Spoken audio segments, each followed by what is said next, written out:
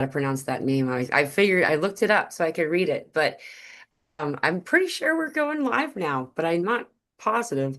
Um, there's a lot of crazy energy happening out there right now. Oh yeah, okay, we're live. Good morning. I am higher vibrations and so are you. And boy, oh boy, are we having some energy today.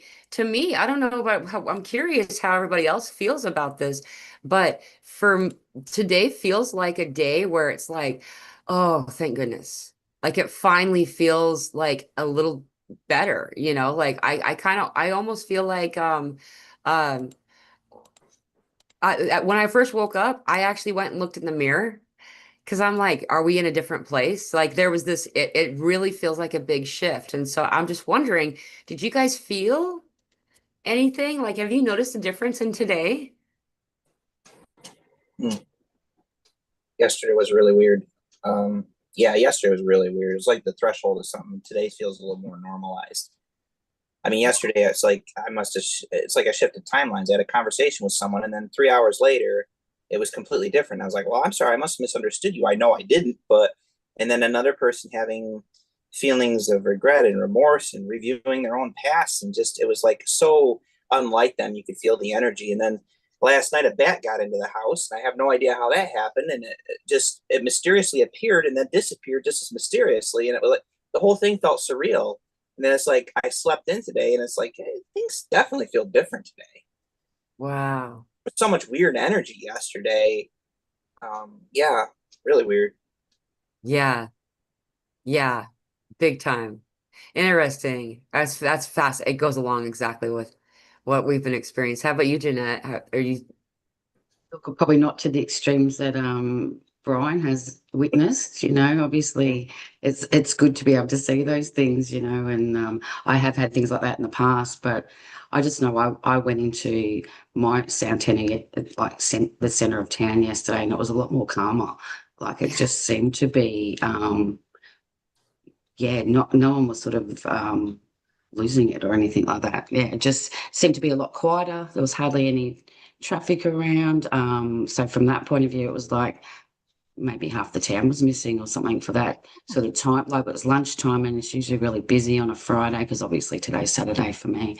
And it just was not like that. So from that point of view, I went, this is different on yeah. Friday.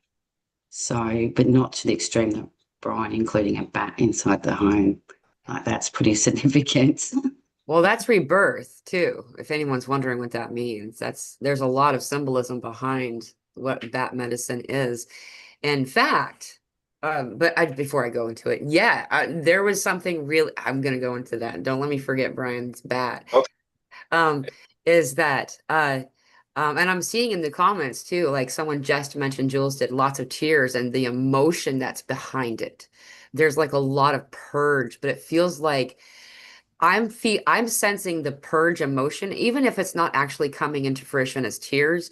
Like it feels like you're finally like that energy of like you just completed something that you've been working so hard at, or doing it for so long that you forgot that there's an end to it or something. And then just that, like, finally, that's how I'm experiencing the emotion mostly right now. Though, um, just to pull back and to kind of put this in a scope, because I know everyone here in the audience too also experienced this has been a crazy couple of freaking weeks, man. It's been absolutely insane, and like I knew I wasn't feeling like myself for a while now, but like this week, starting about Monday or Tuesday, especially. And that would be interesting too, because Monday was when we left Mercury retrograde. We had the trine, Pluto was opposite Mars, and then we had all that the other alignment stuff happening. We had a lot happening, during that window of time. But then also, on top of that, we kind of got used to it. This is now our new normal almost. And then just like you said, Jeanette, I remarked to my daughter, I said, it feels less people-y in the world. It just suddenly feels like there's less of us here. And not even a bad thing. Like it doesn't feel, it just, it feels like I used to live there's been different times where I've lived in towns that have been like the location people go to in only the summer. And I lived there year round. And it also at one point I wasn't living in a college town, same example. When summer happened there, or when summer is over in the other places, just suddenly the streets are empty. Even if you don't observe less people, it because I didn't go out that day. I was busy doing stuff here. But it feels like there's less people out there. And for this to go along with the bat, it's rebirth. It's one of the three medicine, one of the three totems that you receive in the rite of passage of receiving your totems. If you receive, or if you find that you have already, you don't receive, they're already there. If you find that you have bat, if you have I can't believe I can't owl and snake, those three. If you have one of those three, but in particular bat, then you begin to be raised as a shaman from that point on. There's a lot of significance behind what the bat represents. And a lot of people think of it as creepy and, all that kind of stuff. But bat is the only other mystical animal, I call them that because that's what they're full of magic, that get coded with your DNA. They get coded with your DNA by way of mosquito, actually. It's surprising, Yeah, at least in the agree. areas that we live in North America, typically, not always, there's all kinds of variety of bat all over the place. But typically you'll find mostly like the insect eating and the fruit eating, but mostly insect, and they'll eat all of these mosquitoes who have your DNA inside of them. Just like Of the course. dragonfly is coded by the DNA, of the mosquito. And so, but this was in your home? Yes. It was weird, mysterious because it appeared out of nowhere. Come into the living room where I was watching TV, circled, back out the dining room, circled, kitchen, circled, come back in. And at one point, I went up the stairs and it came into the stairwell, went back, it just kept circling the room. And I tried to let it out the front door, and then it just mysterious, it went into the kitchen again, disappeared. Like it was never there. It's still there. Yeah. But it's just like, it just felt surreal the way its appearance, its behavior. How And it circled each room and then went yeah, away again. yep, stayed up towards the ceiling, circling, never came close to Was it me. going counterclockwise? Trying to think of what it was. It was, God, if you picture the clock on the ceiling, I guess it was circling, depending on what way the clock was. I guess you could say it was probably clockwise. So it circled the rooms, two rooms downstairs and one up, or did it go upstairs in the It middle? didn't go upstairs. That's the funny thing. It went in the stairwell, but it didn't come Oh, upstairs. okay. Circled, I would say three rooms: the kitchen, the dining room, and the living room. Interesting. So it It came, came to the living room first, though. yeah, it must have come from the dining room or the kitchen area into the living room, and then back out to the dining room, kitchen, back in the dining room. And yeah, if you were looking at a clock face, if you put a clock face up there where three was here, I would think that would be clockwise. Well, it feels like it was undoing something. That's why I'm asking. And if you kind of explore it further and kind of think about the directions, like on the like north, south, east, west kind of directions, Mm-hmm. um, you'll find that there's also more. So, wow, that was really pretty. That I had a whole bunch of glitter in front of my face for a second. It was really pretty though, but it was like anyway.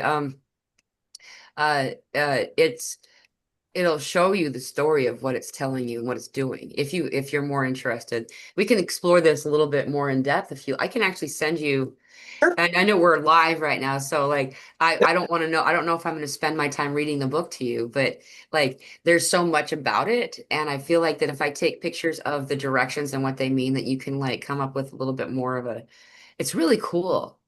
It is. And it's ironic you bringing up the undoing something because it was in that very room maybe 2 hours earlier that I was having a conversation with a person that seemed to be grieving and reliving memories. And it's like they were trying to work through something. And that appears a couple of hours, well, maybe not even an hour, hour and a half later.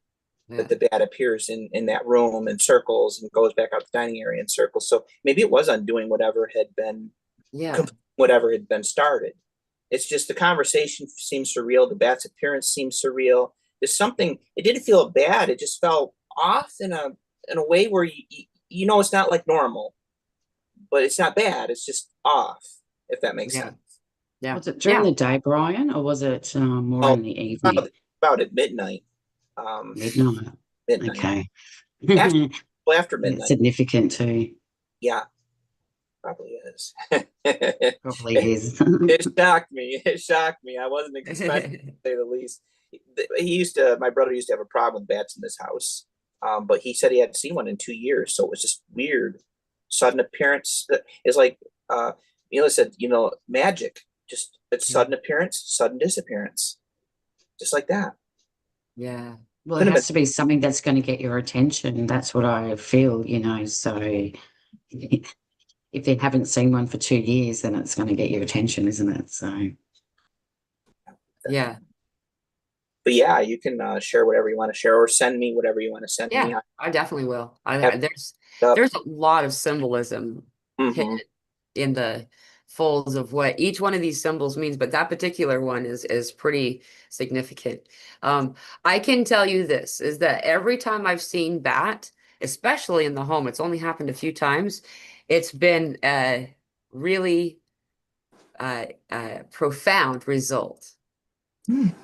So I look forward to see what happens in your world in the next little while. I know that there's a lot of precipice energy that a lot of us are in right now, meaning we know we're at the threshold or walking past the th into and past the threshold of some kind, energetically speaking, planetarily speaking, every way.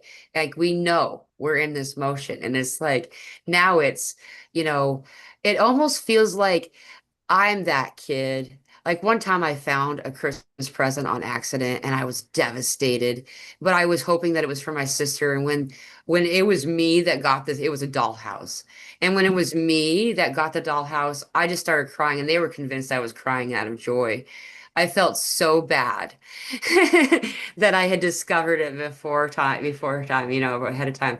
But it feels kind of like that, where it's like you're trying not to look, you're trying not to ruin the surprise because you know it's about to happen. This is the eve of, you know, and everybody's feeling it. It's all over that's actually why I called today's show, this current energy report. We're going to talk about a lot of different things, but there's so much happening right now that we're finally releasing.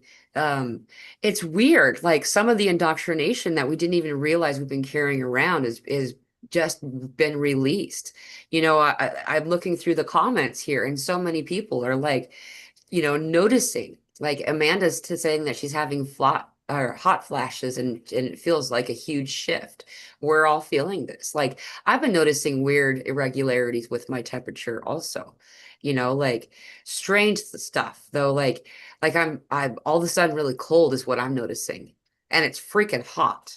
Like, and I'm not that person who's like cuddling with a blanket all the time, but and my kid's next to me, she's not having that. She's fine. But I'm over there, and um the emotional purges, the realization that there's less people out there. There's and then we just had another massive earthquake in near the same area of Russia. There's um I'm really excited to kind of explore more. If another one of our friends comes, she was the one that kind of reported this stuff going on off the coast, off the East Coast, and it looks very much like a vessel, but they're calling it like volcano energy or something. There's a lot of stuff that's happened. I'm just going to read a couple of comments and then we're going to come back to just to um there's where it is. Leslie says, I felt so much better today. Feel like myself, like I popped out of the other end or something. She's in Scotland. Yeah, and it really, I think that we've just seen it over in the comments over and over again. Everyone's experiencing something similar to this. Also feeling this morning. I wanted to address that, and that's the last point that, and then we can move into a lot of us are feeling it. A lot of us are feeling, our bodies are acting all kinds of funky right now. And then on top of that, there's this sensation of like grief or mourning in the air. And it can be disorientating if you don't fully understand why it's there. Because we think, oh no, is this like, prophetic, or is it trying to tell us get ready or something? And in fact, I've had a lot of people reach out to me the past few days who have been in that place. They're like, something's coming. I don't know what it is, but something's coming. And they're like, not sure if they should be freaked out or not, because we know the shift that we're in is different. It's good. It's good. Different is good. And and when we feed into the fear, it's fear porn. The stuff that they put out there to try to get everybody, even some of the people I used to follow really regularly are doing this like, you know, remember there was this really bad thing 200 years ago? Let's make it look like it happened just now so everybody clicks me, kind of stuff. And it's like, end of world event kind of conversations when we're beyond that. We got through the hardest parts, Yeah, we're and leaving so that stuff behind. And that's why I think the morning. Did you have any other comments to please. talk about there? So it feels like to me, so you're still in that energy of like the end of World War II, so 15th of August, right? So 80 years ago. So we're leaving that behind, right? Because we now know that World War II was not what they said it was. It was about bringing in whatever change they wanted to direct, or whoever they is, they used our collective energy to do it. So we essentially did it. So we are part of it. So as we mourn and let that go, so most of us would have some connection to probably World War II, and the intensity that came with that. And that's still in our awareness because a lot of it is our grandparents or our fathers so to me it's as we change, let things go, it rewrites itself, and then we were able to open up and get more information. So I looked at the word tectonic last night and technology because I wanted to see Oh, what it was. Essentially, they're the same thing. And the dog's going to bark. So let Brian from here. I'll come. Um, that it is interesting, and makes me think of two things. One, I forgot the interesting thing with the animals, and like the bat last night, but my brother's dog, when I took him out, usually within 10 minutes of going outside, he starts barking, and he was quiet for a half hour today, before he started, and then it was only fits and starts. But yesterday, I saw a rabbit leave my parents' garage and hop out to sat right under where my swing used to be on the swing set, right above that portal we talked about. yeah. Sat right there. And I've got to look up the direction he was facing. And then he went back the other way. What But direction was he facing? I don't know. I've got to look it up. Oh, I sorry. I've got to do the compass thing and figure out exactly what direction. The sun's over here. It's got to be east, so west here. South, maybe? Okay. I think I'll double check it. Yeah. It just occurred to me to check the direction, just kind of came to me, but facing that way. But the fact that he sat right where the swing set used to be, right on top of that area of ground we talked about, was, I thought, really interesting. Right. The other thing is that, I mean, all this, the mourning and the grieving, the completion makes sense. I mean, next month we've got a 999 portal. 9 2025 adds up to 9. That's 999. It's 9 is completion. Everything was blown open with the Lion's Gate. It would make sense it would come, that would be moving towards a completion cycle, Yeah. or moving through a completion cycle.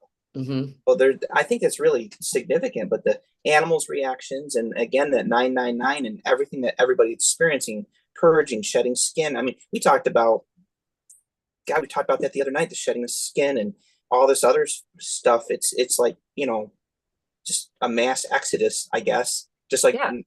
people, but a mass exodus of feelings, thoughts, habits, routines. Everything that doesn't serve us is coming up to leave. And for years, people could get away from that. And now it's like it's time to let it go.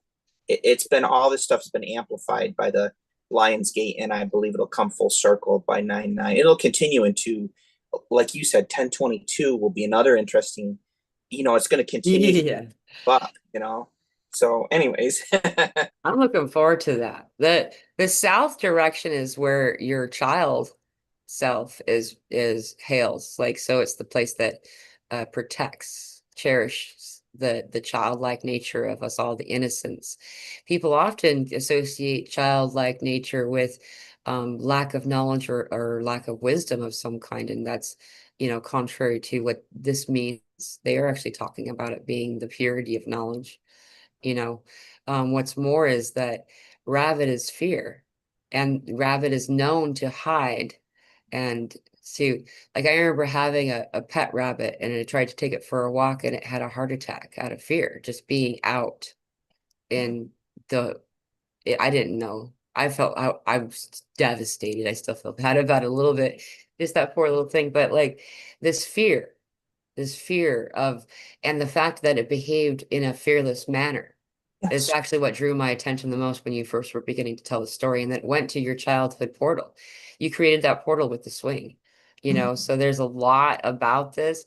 All of us have these different symbols that are coming in right now, these, and it's very significant what Janette was saying too. I hope it's okay if I kind of like merge this here, is that something else that's currently underway along with this other, World War II kind of thing, um, is that Neptune's transition, that it's not, the last time it was in this transition was at the end of the Civil War, or the height of the Civil War. I can't remember which. I always mix those two up. Did see your post. Yeah, I think it was the end, I think. It feels like, 140 something years or 60 something years or right. something. Yeah. And this coincides with this whole spiritual re-evolution. You know, that's how spirit calls it. Instead of saying revolution, it's a re-evolution, because we devolved as a species on purpose. It wasn't, we did what we needed to do. And so now, but this is indicative of it's okay. We can't hear it. So it doesn't bother us at all. But you have your mute on probably too. But I really have not been able to hear him one time. Um, is that this goes along with the revelations that we're in right now too. Because if you really look at, we know that they've added all these years to our, there's what it ends up working out where there's about 1,000 years missing in our history.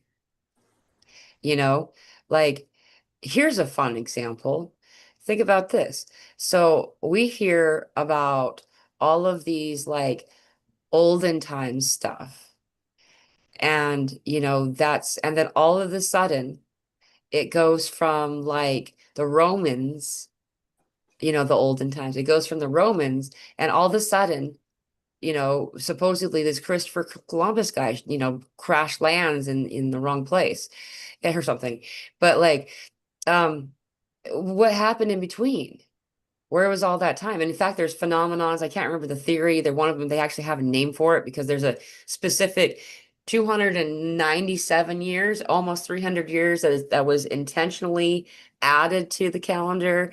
And then an earlier time, they added a 1,000 to the 1888 instead of 888. That was actually an I, not a 1.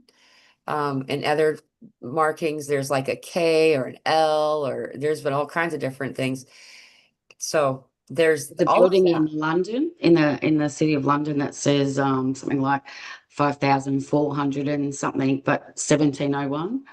So they've got like the mirror of the two calendars. So there's also that as well that doesn't make sense. It's like, well, you've left these numbers over here, and so when you look at the calendar stuff, looked at the calendar stuff a few months ago, because it was really intriguing on how it worked. And I think it was around 15 something or 16 something that one of the popes decided, that Gregorian, whoever the Pope Gregorian was at the time or whatever, decided that that was going to be the calendar because of the solar. They'd worked out that the Julian was out by too much and it wasn't aligning to the solstice. This is the story. But so you've got this running, but I think the last country that adopted it was Egypt after the World War One. Mhm. However, there's many, Egypt still runs another calendar as well with the lunar, because a lot of Yes. them still run their lunar calendars as well.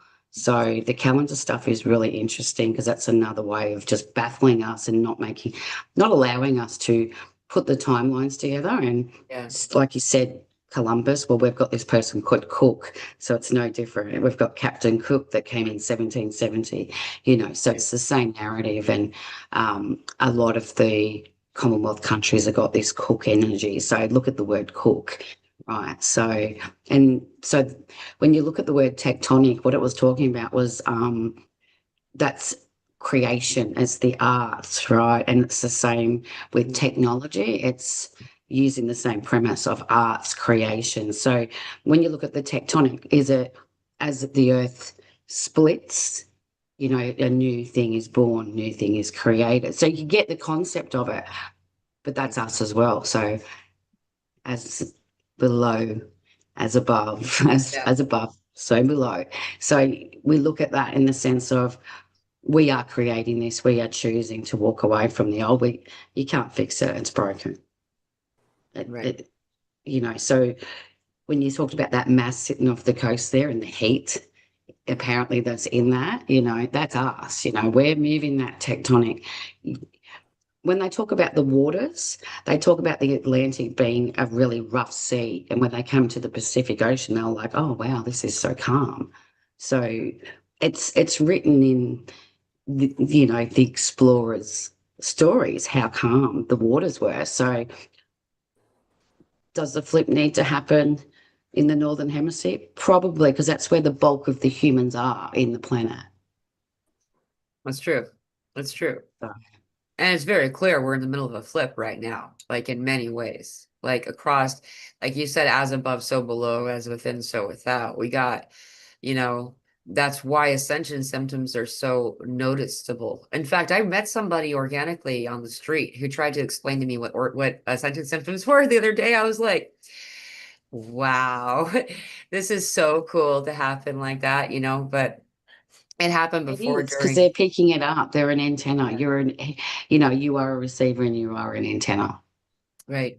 That's Exactly. just it's being reflected collectively. I think and the time thing you're talking about, because people are, I don't know if you guys have run into it, but lately people are getting confused about dates, trying to recall dates and things Yep. like that. Like they're confused about, it's like the timelines are, they can't remember. They used to be able to remember clearly this or this or this, and now they can't recall the dates or the times or what age Yep. someone was at. It's like a confusion that they just, a lot of people attribute to getting old, but on the outside, you can look at it and say no, because I can clearly remember when this happened. But you're not that I'm better, but it's just why are all of a sudden people having trouble unless there's something going on within that thing? And then to what Janette said about that creation thing, we're more and more, because I can see yesterday the timeline thing I mentioned. I could see how that happened because someone wanted me to get rid of something that they didn't want anymore, and then all of a sudden I was looking it over and said, "This is some nice stuff. Maybe we ought to not." And then all of a sudden that person changes their mind. It's like I could see the shift there. Or last week I was telling everybody, I was out watering tomato plants and it was a sunny day. And as I was spraying the water,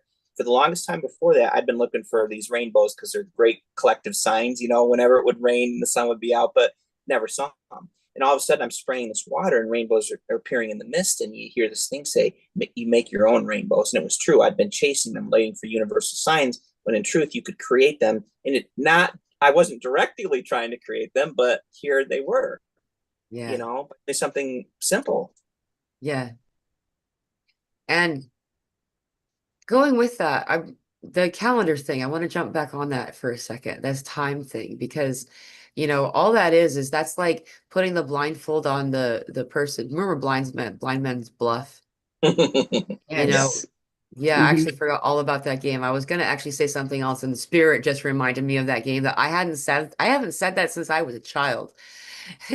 I was gonna say pin the tail on the donkey, but they're like, no, it's more like this.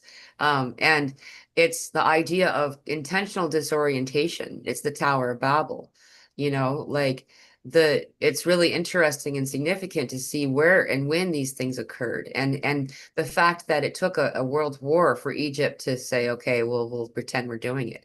Like there was a time that I recall from an earlier incarnation or something, that this is exactly what was happening with, and that's where the whole hillbilly thing came from. It's a rabbit hole that I haven't fully found all the evidence to explore as thoroughly as we will down the roads at some point. However, this also goes right back into something else I just discovered, and I kind of wanted to jump into it. It's got to do with intentional disorientation of the people, so you can hide their history, from them. And the kind of code that we've been given to uncover this is just super fascinating, and it's super redundant. Um, I'm not going to take you all down each one of the steps because it's quite a lot, but the one of them was, I was really compelled to read with my daughter to read the series City of Ember series. It's a very obscure book if you think about it. Like, I don't, but the only reason I knew of it was there was a movie that had come out of the first book. It was, of course, an incomplete, and in fact, the end of the book, the most important part of that whole book wasn't in the movie. But um and so uh but it shows you how they, and I don't know how much I'm going to say because I just realized I could probably ruin the story for somebody who wants to read it. However, um it showed us how it's so easy, and this is how it was done.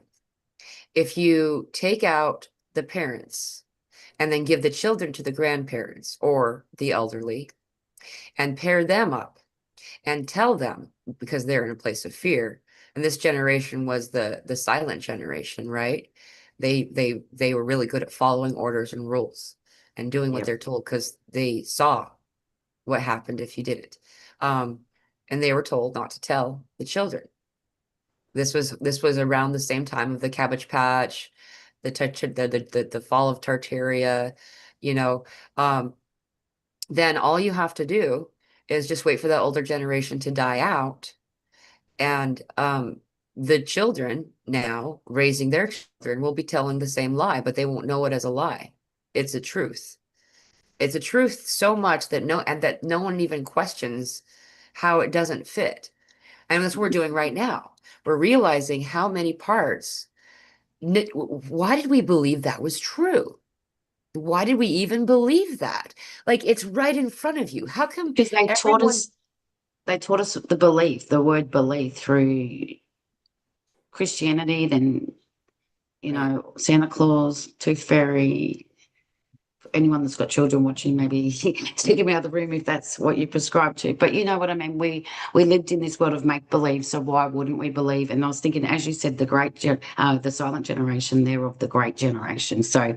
they're already programmed. Like, Yeah. your parents are the great generation. You're now the silent generation.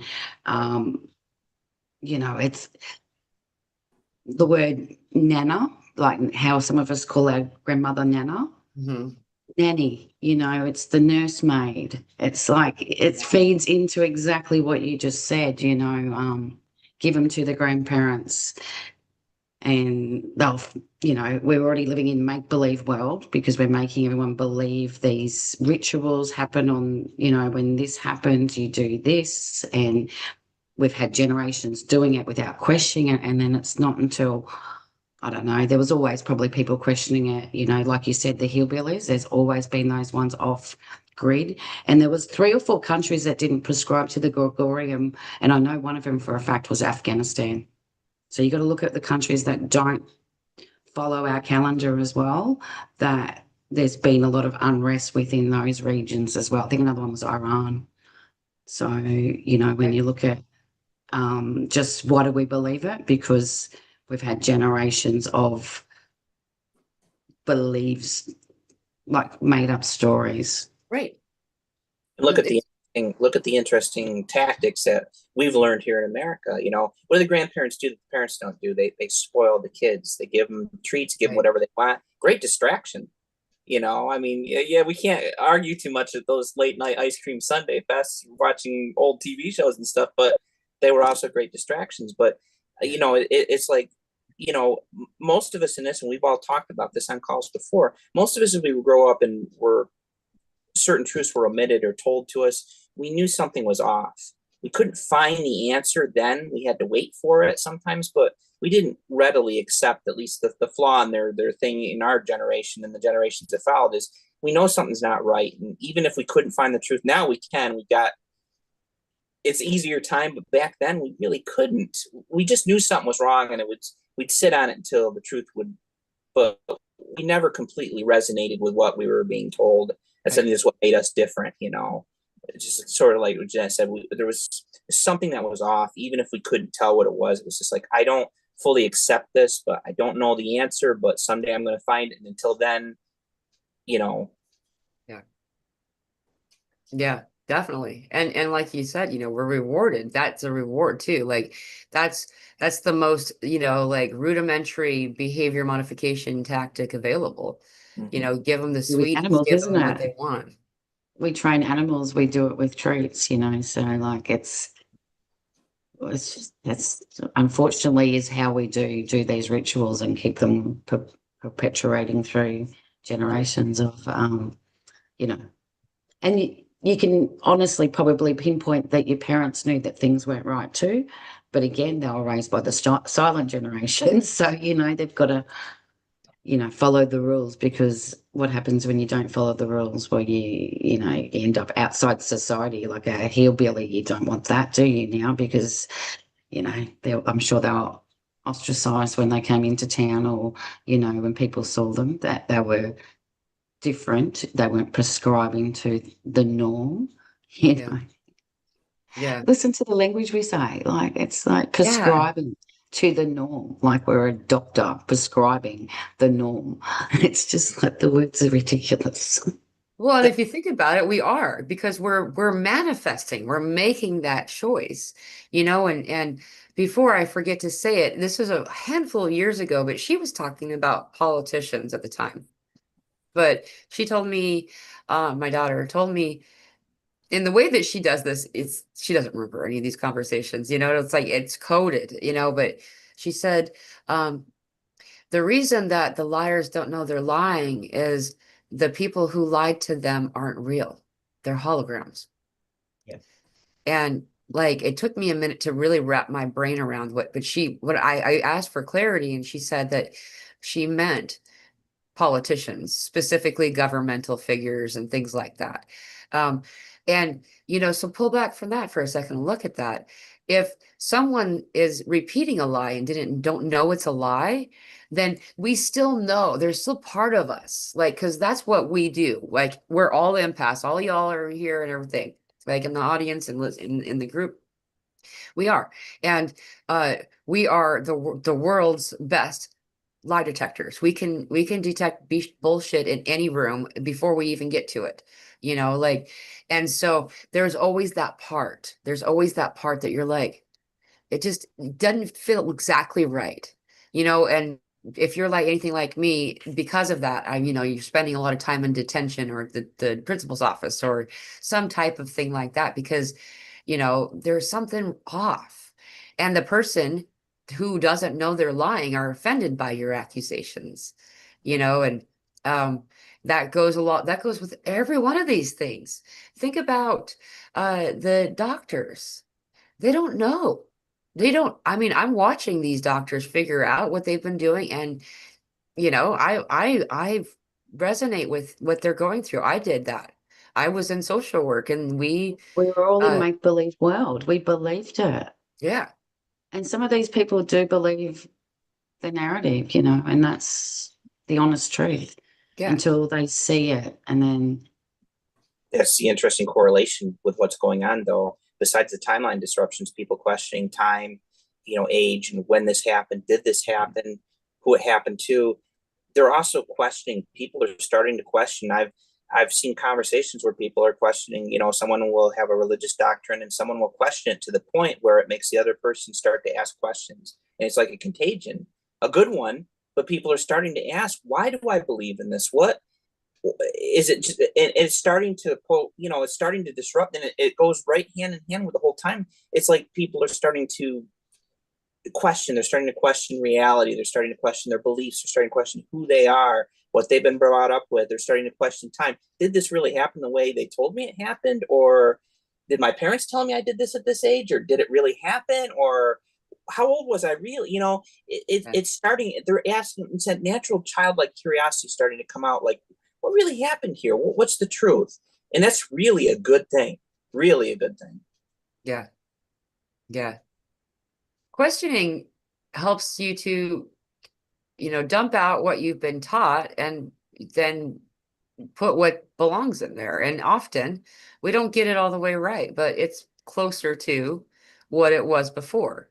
Like there's a lot to unravel.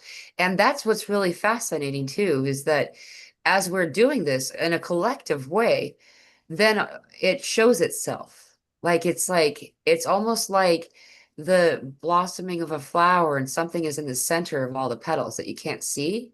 And each petal is delicate, so it needs to open itself or be encouraged to open without ripping it open. And eventually it's like the fruit comes out, and that's the truth. That's the what really happened.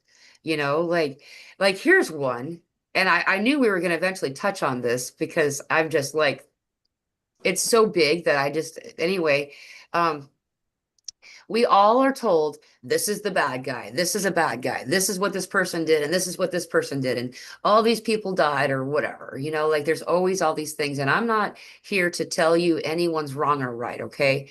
But here are some facts that is very interesting that goes along with the fall of Tartaria, goes along with the same timeline of a lot of these things that we've been discussing. And honestly, when the fall of Tartaria happened was when all this reset stuff happened, was also when a lot of the calendar stuff occurred. That's also when a lot of our history was hidden from us. This is also when uh the story I was encouraged why I was encouraged to read that book. And so there's this bad guy we're always told about, Genghis Khan.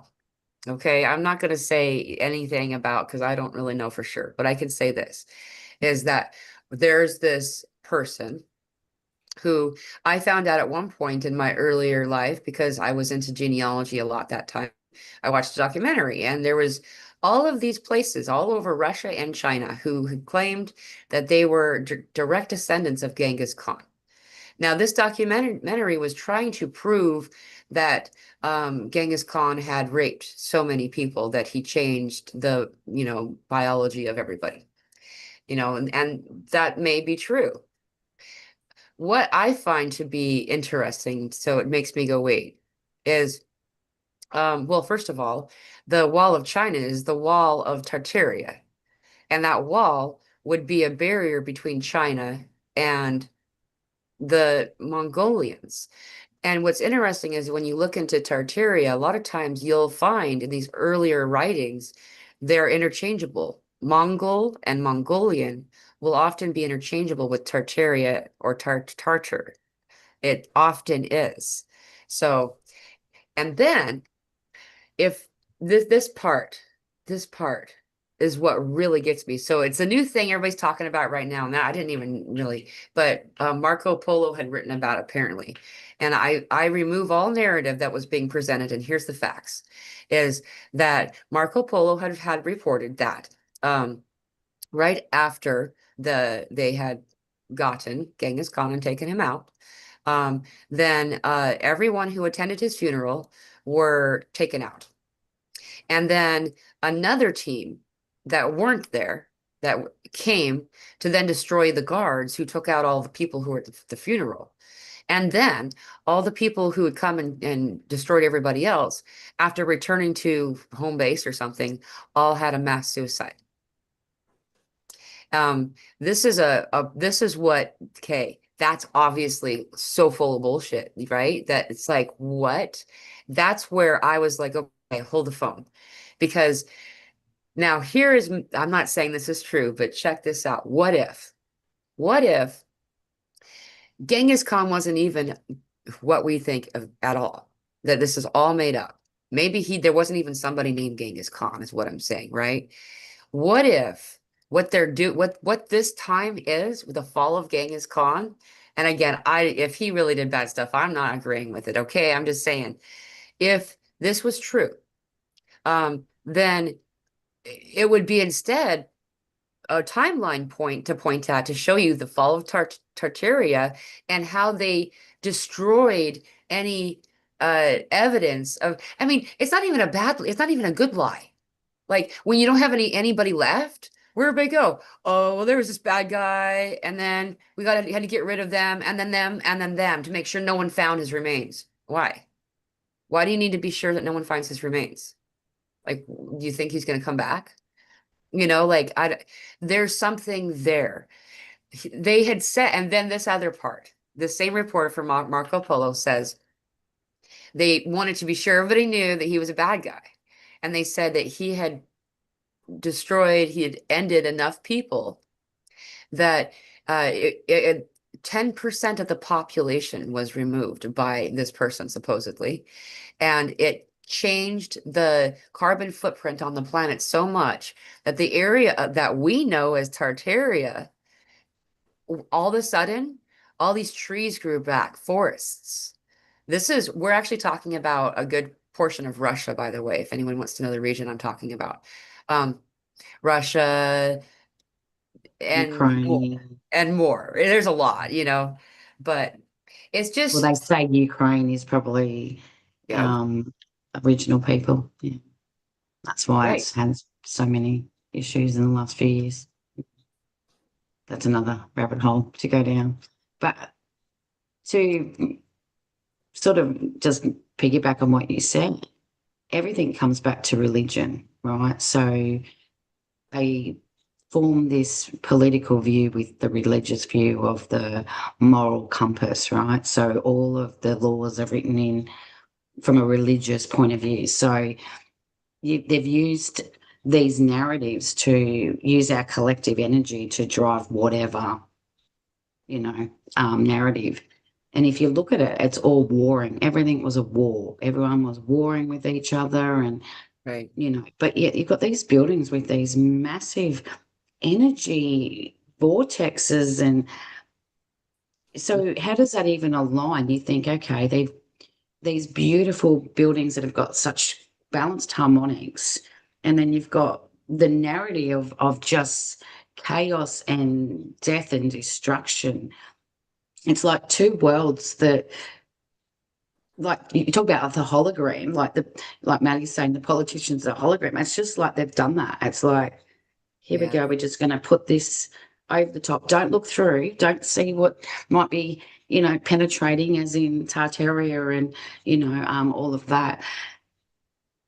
It's Mhm. all sort of just intermeshed with the religious stuff. And as you were saying, like Genghis Khan has that much energy, we know the World War II figure has that much energy as well, and we know the word Satan and devil and all has that same energy. It's like, let's harvest the collective and we'll put it over here. And when we need to use it, we'll just, push Yeah. it, propel it forward.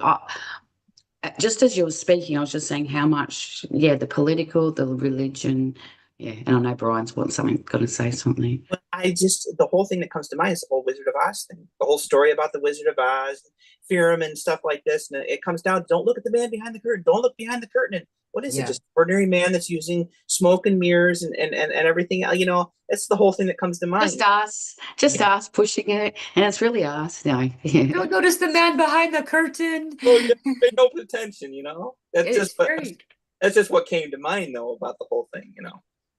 it's very much a veil, a thinning of a veil. This truth that's dissolving before us is is like a veil. You know, there was a question that I didn't complete what I was saying. Yeah, they prove 1/3 of that population is genetically connected to what we know as Genghis. I don't know how they know that since they hid him. but who said that? Is it us collective going, oh, I'm related to Genghis Khan, I'm related to Genghis Khan? There they all Well, are, they did because a DNA swab for all these people, I get but that, but it's going into some sort of technology. Remember how I talked yeah, about arts, creative, the craft? This is the yeah. crafting of Yeah. Yeah. I'm not taking it for face value. This is just the Yeah. reports. Yeah. And Yeah. Oh, it was a absolutely. fun show. It was a documentary that was like an hour, hour and a half long. That was worth my time, but I also probably wouldn't go back and watch it again. I did try to find it for someone, and it's gone. It's not available. This was years ago. I was like, this was just pre 2012 stuff. Like just I do remember hearing that. I mean, I've met people in my own town here that said they're related to Genghis Khan. mhm. I remember that like 20 years ago. Like there was two, I was sitting and someone said, "Oh, I'm related to Genghis Khan." They're like, "Oh, I'm related to Genghis Khan." Yeah. And their story was like the same. Like they came out, they jumped a boat, their great grandfather jumped a boat. It was exactly the same story. And I'm looking at these people thinking, you've got the same family story. Yeah. And you're Yeah. not even from, like, they both weren't from this town. They both moved here. Right. So it's like, is this perpetuated through the silent generation, through the Exactly. passed on, passed on, passed on, passed on? And that's why they want us to do DNA testing. That's why that has been such a drive, because they actually don't know, but that's been the narrative that everyone has thought they're related to Genghis Khan. When in So I'm just fact, asking. yeah. And Yeah. this is how I take it is the Genghis Khan DNA group or whatever, that's proof of the direct descendants of Tartaria, not an individual, but a population. And, Yeah. there are Yeah, some so like very, you've come from there, civilization. Yeah. yep, Okay. I get yeah. that. And so that's where I went with it immediately.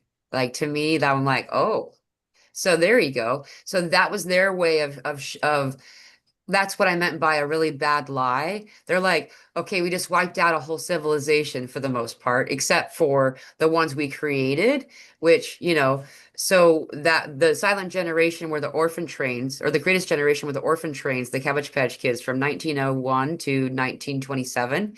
And then the silent generation were the secret keepers and the slaves from 1928 to 1945 was when they were born.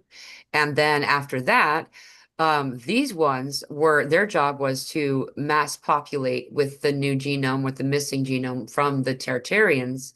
So they kept them in our genetic pool. That was the point that great effort.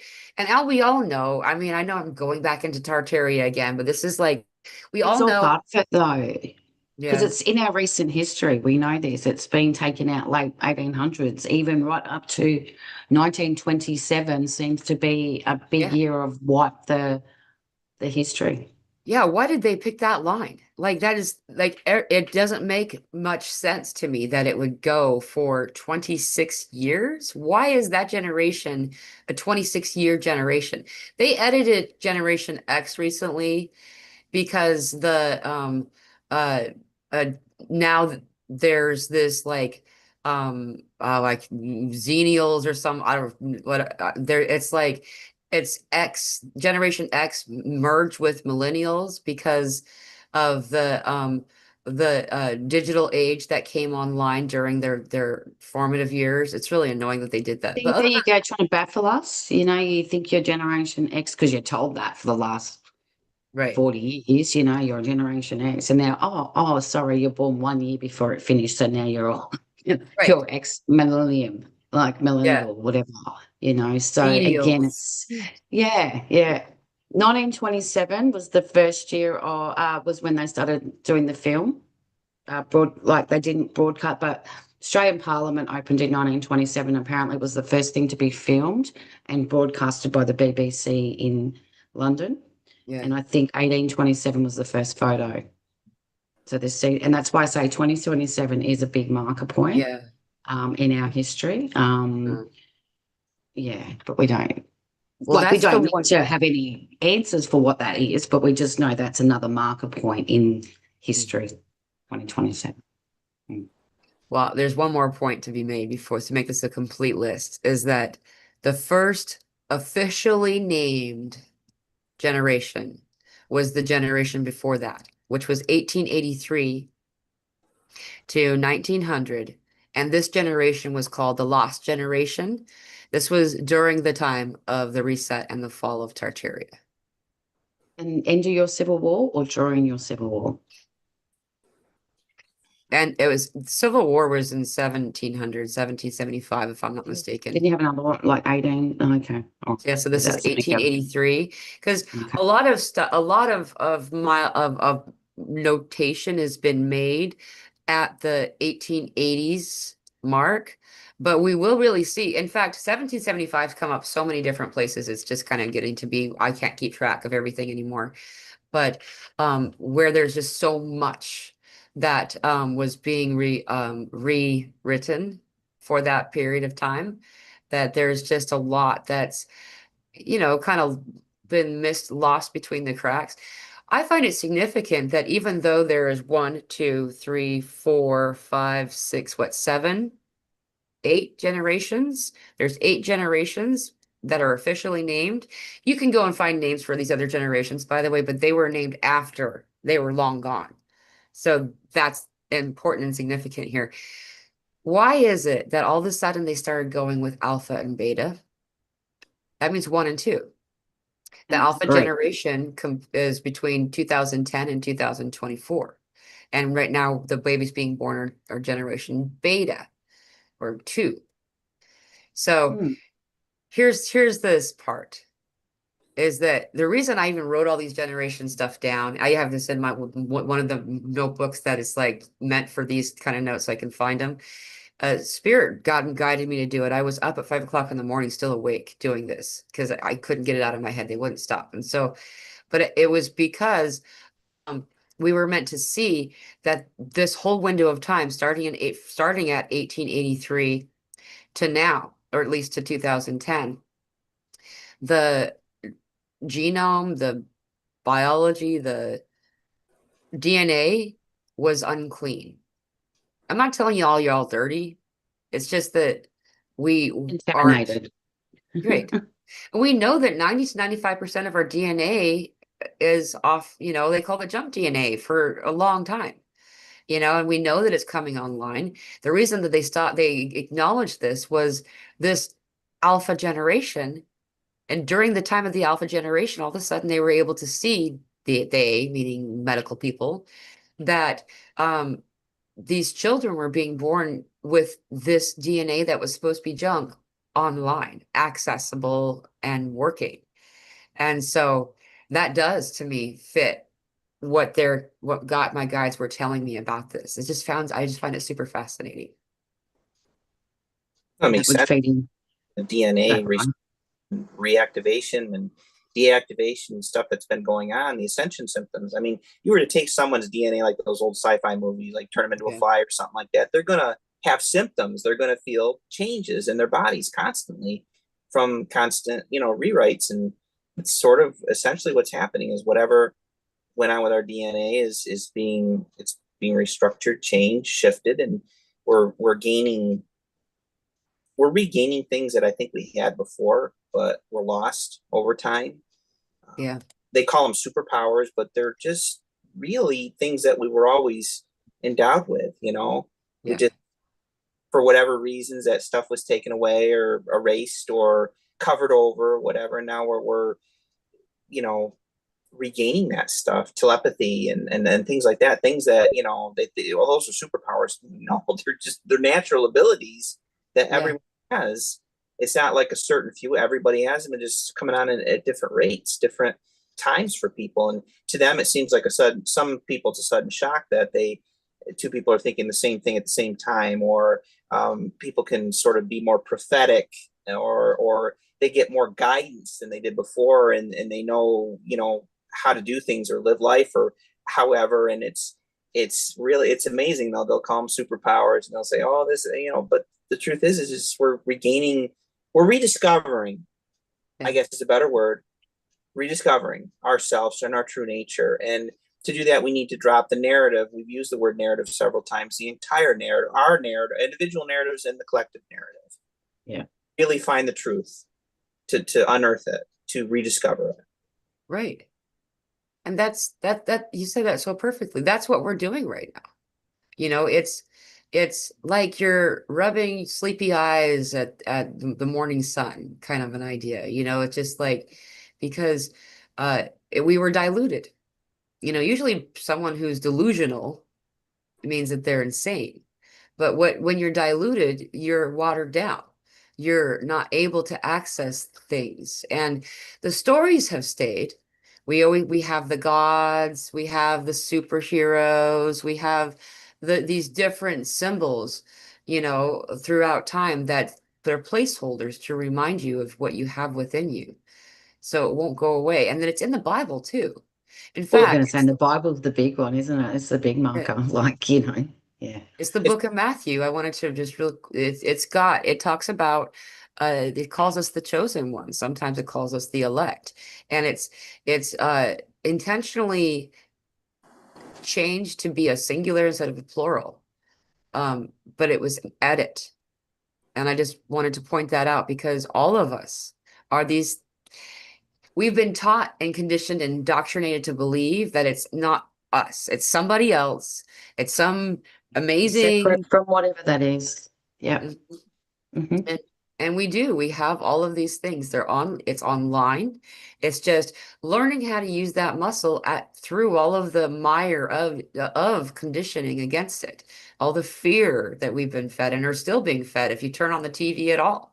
Like, or even your phone or the internet or whatever, it's out there on purpose. And this is such a great thing though, because now we understand it and we see what's happening is that we're all being reunited with the truth. That's why we're all of a sudden able to focus beyond this lie and see that's not a mountain, that's a freaking pyramid that my house is on top of, or whatever it is, but also these other gifts that, people excuse away all the time. The word coincidence drives me crazy. Like people like to explain and logic things away because we're taught to do that.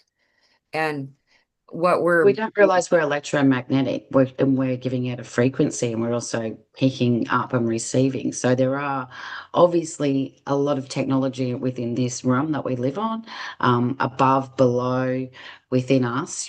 So it is understanding that, yeah, it is a collective movement and there is a collective yeah, um, mindset, and we have been taught that we're a solo and that we don't matter in the grand scheme of things, when in fact, our energy, we are energy, everything is energy. So, yeah. if you're not if you're not balanced within the body with that energy, then, you are going to be leaking and it is going to be used to someone else's advantage because you're not being responsible for your own being at the end of the day. And we're not taught that thing because we're taught to, we're solo, but look to the outer, like the politics or the Right. church leader or whatever, to actually be the intermediary for us to have that message, when in fact the message is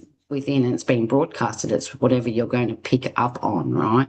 Yes. So as you do grow and do, you know, things do become enlightened, you do shine stuff on the dark. Yes. Okay. So as that does Yeah. come through, that's going to have to filter through you. And then you're going to have to look at, yes, I have got some responsibility in where I've been leaking my energy. And that's the extent of it. It's just taking back what's yours and realizing that, yes, we have been players in the big game because we've come through with these generations you just talked about. Hmm.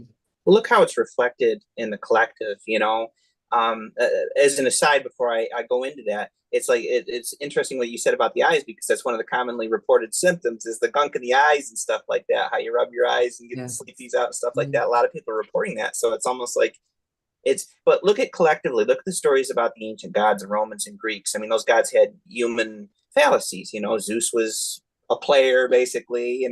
Athena was, and I might be mixing up which one was Greek and which one was Roman, but nonetheless, she was jealous. You had, them playing against each other, playing the same kind of games that humans do. But even the superhero thing is starting to, the latest Superman movie. You've got a Superman that questions his own abilities, that has the same Does fallacies he? that us normal, and those are the greatest superhero movies because they're just like us. They have powers, but Yeah. in like Janette just said, if their powers aren't used, they can be manipulated by evil. We've seen superheroes manipulated until they wake up and accept responsibility. But those are the greatest stories, and those stories have been passed down through generations, going back to the gods, going back to characters like Superman and all those that aren't infallible. They have the same, they question themselves. Some of them struggle with alcoholism and all kinds of things, you know, because they have the superpowers, they have this greater, but they still have that same responsibility. They still have that, you know, that, I don't know if you want to call it fallacy, but they still have the same struggles, the same conflicts, Right. and all of that. And those are the greatest superhero stories out there, because we realize they're just like, I think the latest Superman movie really kind of drives that home, you know, because it's more, it gives us a different look at Superman than what we're used to, you know, with those same kinds of questions in mind. And I think what we're going through is being reflected in the collective back to these stories that we've come to rely on. But the story's changing. It proves the narrative is changing Right. around it. It's more palatable, more accessible now, where before it was like it was designed to be outside and far away, out of reach from you, you know, and there's definitely, it's always in these types of things. Like it's, you know, reading what's out there, what they're remaking now. And, you know, like for instance, they're doing another How to Train Your Dragon. Right? You know, like there's these different, and you know, the cycling over and over again, the energies that we might have earlier called like the bad guy or something, you know, they can't create. The difference between distortion and light is light can create and distortion cannot. It can only replicate. You know, that's why Elsa always talks about, you know, it's the clone, the clown. It can only clone. It can only clown around. It can only repeat. And so you'll see also this happening, but it's kind of useful for us because then we have the code that's there. The difficulty there is that people try to take it for face value, and meaning that, like, I'm going to use the example of strawberry shortcake because she was my favorite thing when I was really, really little, you know, and I think my sixth birthday was a strawberry shortcake birthday, you know, but and then I had a daughter, you know, and in that time between the time I'd last seen it and when she came around, all of a sudden they had 5 different generations of strawberry shortcake that had happened in that time. You know, now she wears jeans and a ball cap. What? You know, like there's things like that. But my point is that they rewrite the story and it actually serves a purpose. The difficulty is knowing how many layers to unpack off of it to get back to its original story. So as an example, how many people have made the link of Horus to Jesus? You know, like how many people have made, I'm not going to go on the list. There's a whole bunch of them. The point is there's so many of these that have, like the great flood is told in all cultures. They all have this story. But what's fascinating is that some retellings, which are exactly the same story, are told from a much earlier time, as if the tellings that we have been using as examples of this historical account was a retelling from years and years after its actual occurrence. And then it got turned into what? You know, today's most modern show to make it palatable, to make it so other audiences can now get that information. And, you know, sometimes you bring in characters that people are closely related to, religious characters are what I'm talking about specifically here. But it's still allowing that story to be told for us to be able to find it. That's why it's easy for me to see. I know there's contrary energy, there's distortion, but at the end of the day, they're not, I don't see them as bad guys. I don't see them as much somebody I'm going to hang out with and invite over for tea. But, you know, it's definitely like they're still helping us, whether they mean to or not. They've helped perpetuate the story, keep the story available alive for us to then access at a later time when we can make use of them, you know. And I'm going to say something that I saw in comments because it goes with what we're talking about, and then I'll give it to Janette because it's your turn. Is that uh, along with all of this, when we start to really find out, when we really start to get to brass tacks of something, we'll often find that there will be those that kind of come out of the woodwork almost in contrary to what you're doing to try to dissuade you, for whatever reason. It feels like they don't even feel like real people. They feel like PCs or NPCs, excuse me. They feel like just, a bot. You know how a bot feels in the audience? It feels like a bot. And Amanda had mentioned it, where everything's been the same for her life in work, and she always just speaks her truth, but she keeps it to herself. And all of a sudden, there's like all these Agent Smiths showing up in her life. And this is always She's for me. online. She's Go ahead. online. So Yeah, go ahead. they know, like, who's they? I don't know, but there's the energy that you would, because you're an antenna. So you're now receiving you're seeing that people are questioning you because you've leveled up, so you now can really see it. And then it's to test, you start testing yourself, like, why is this happening? Maybe I'm wrong. Well, feel into it, and you'll get the answer pretty quick that you're online, and you're now obviously, a different frequency is being emitted. Yeah. So, but I wanted to just bring it back to, yeah, we call the people in charge their rain, they're raining. So it's so close to like the flood. I just feel like there's way more to the word rain, and Yeah. how it's, we want to talk, well, we're probably not going to talk about, but, Ukraine, you look at UK rain within that word, and it looks like that's where the last hold of Tartaria was. And obviously we can see there's been a lot of issues there in the last 8 to 10 years, in that area with the people that live in that region, who they identify as and who they don't identify as, and they're being squeezed to be told to identify as, a bit like a lot of the questioning. But yeah, it's the word rain. I just wonder, Yeah. what has that brought in the past? Has that created the big flood by us putting so much power into these people? And then, obviously we cry. So does it then, you know, Yeah. come on the outside? I don't know. I look at some of these words and think, why have they chosen like the reigning power? Why is it called the rain? And I know it's Yeah. all spelt differently.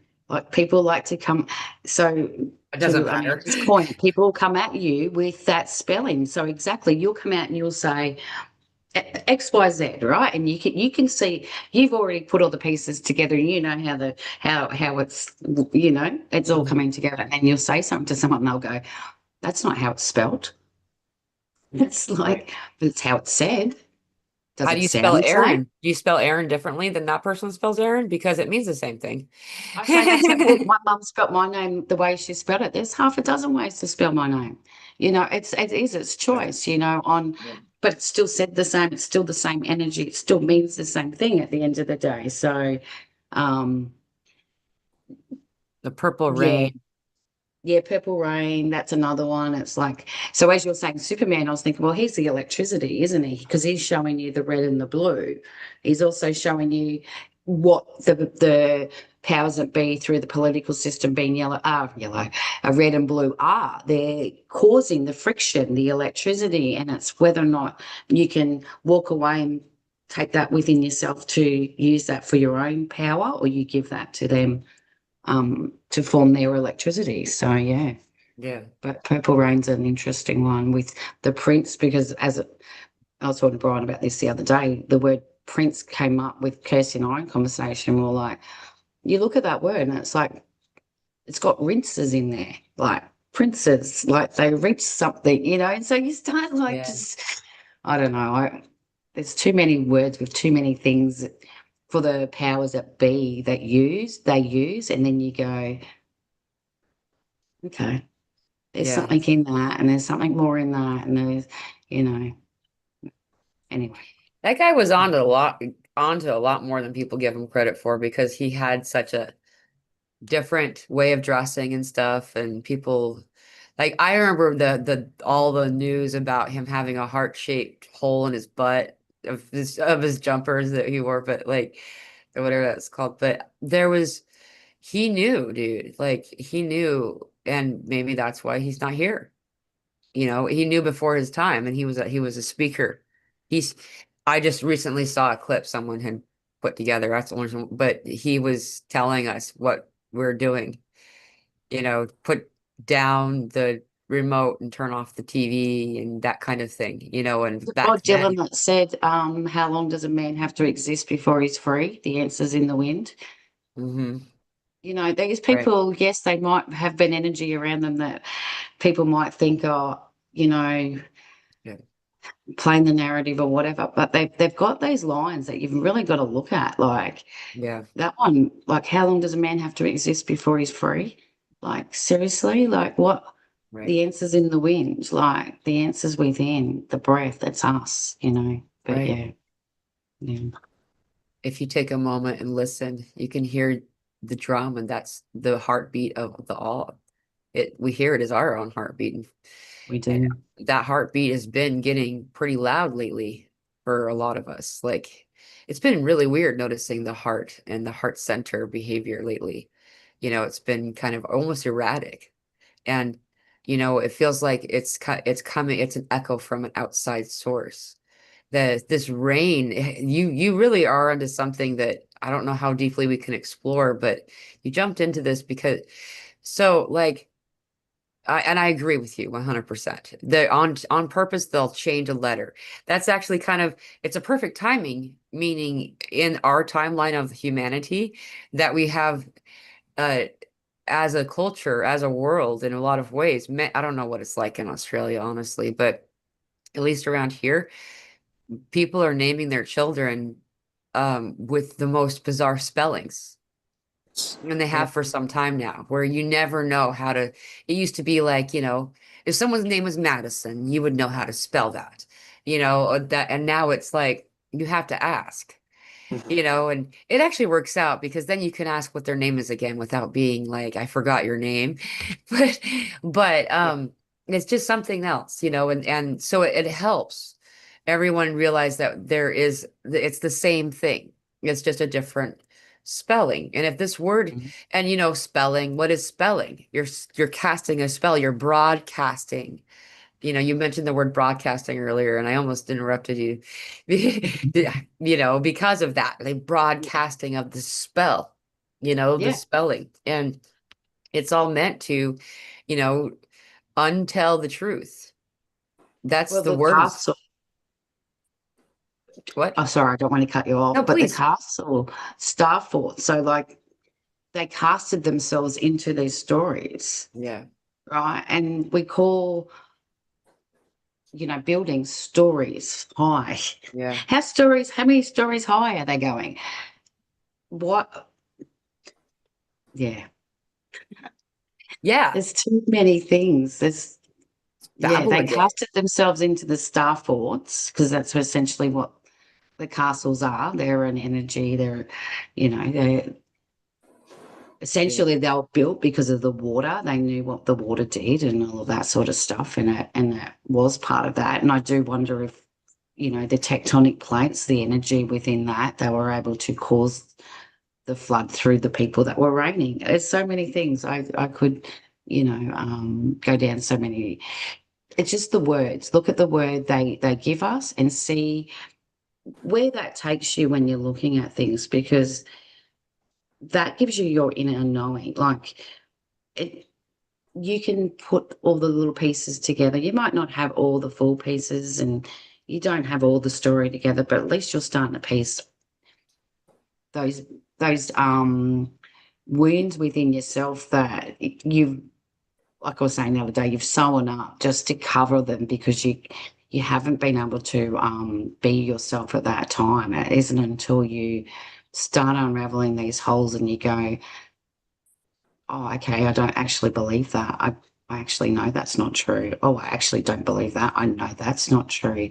Yeah, so, but all, yeah, yeah.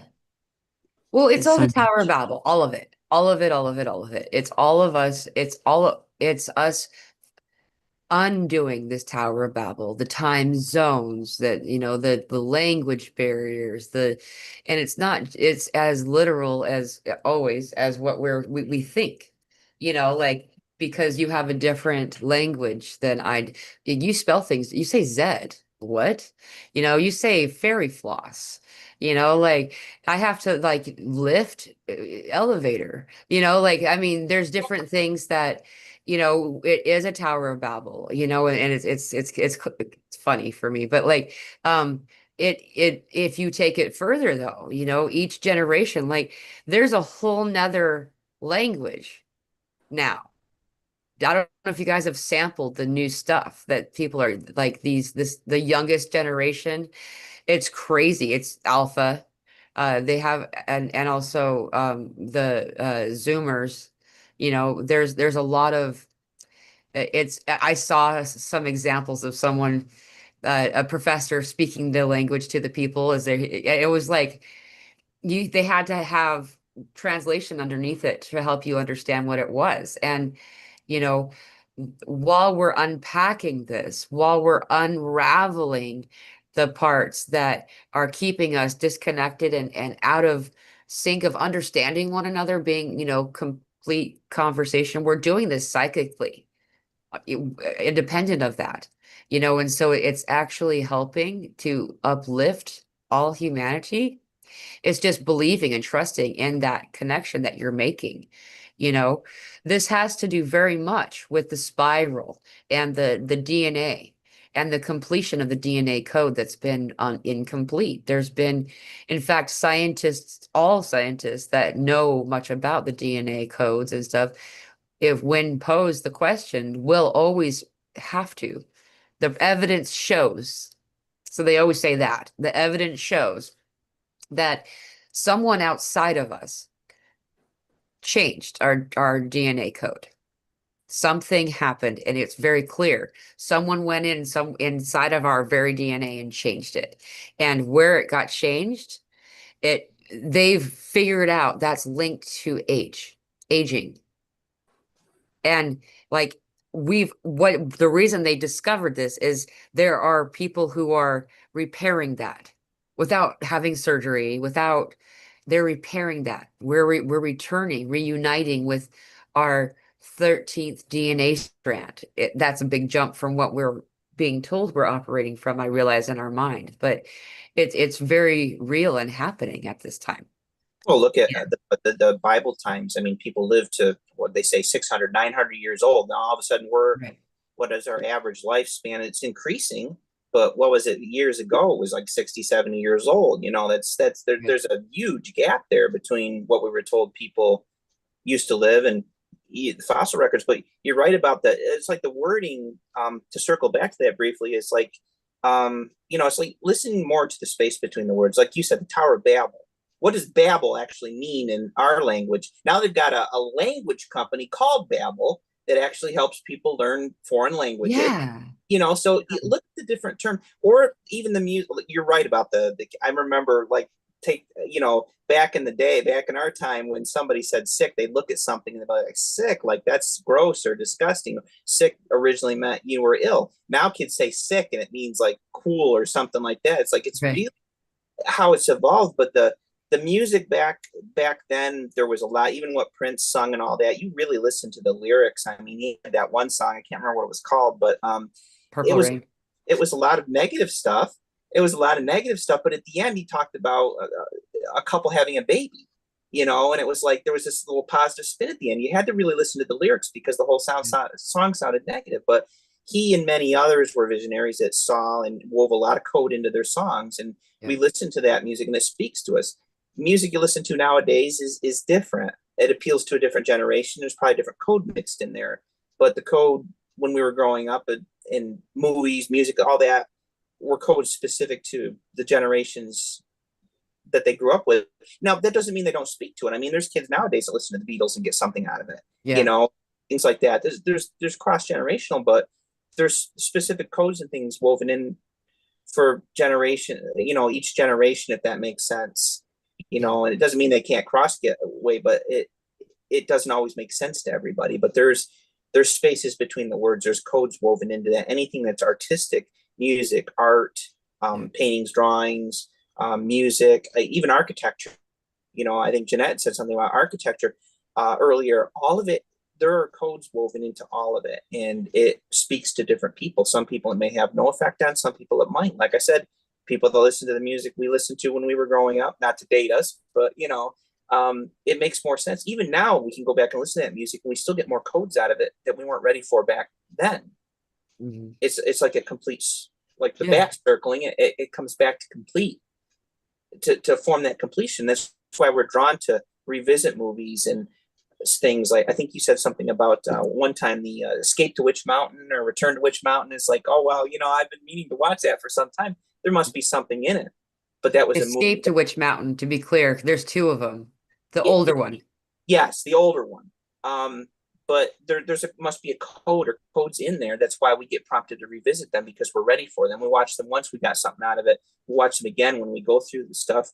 We get something else out of it, like rereading a book or seeing cartoons, things like that. They all just contain codes that have Yeah. effects on it. It's not to say, like I said, that any one, like today's music is different from the past. It's not to say it's good or bad. Today's music speaks to the kids of this, but it has codes in there for them, not necessarily for us. Right. It doesn't mean that there isn't some there. Occasionally I'll hear a modern song that does speak out, and just like kids will hear songs from the past that will speak to them. It is cross generational, but I think a lot of this stuff was sort of woven in Yeah. to each generation as we grew up, and we can revisit that stuff and we still get the same codes, but they're still working on us. They're still, Yeah.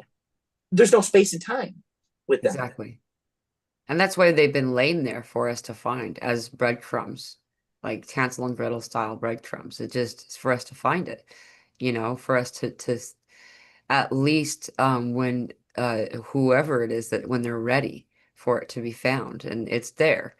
And it's, it seems ironic or something that it would be in movies and that it would be in, these types of things in music and things like that. But if you consider it, all scripts, all music, all expression of any kind is at least partly channeled, all of it. Yes.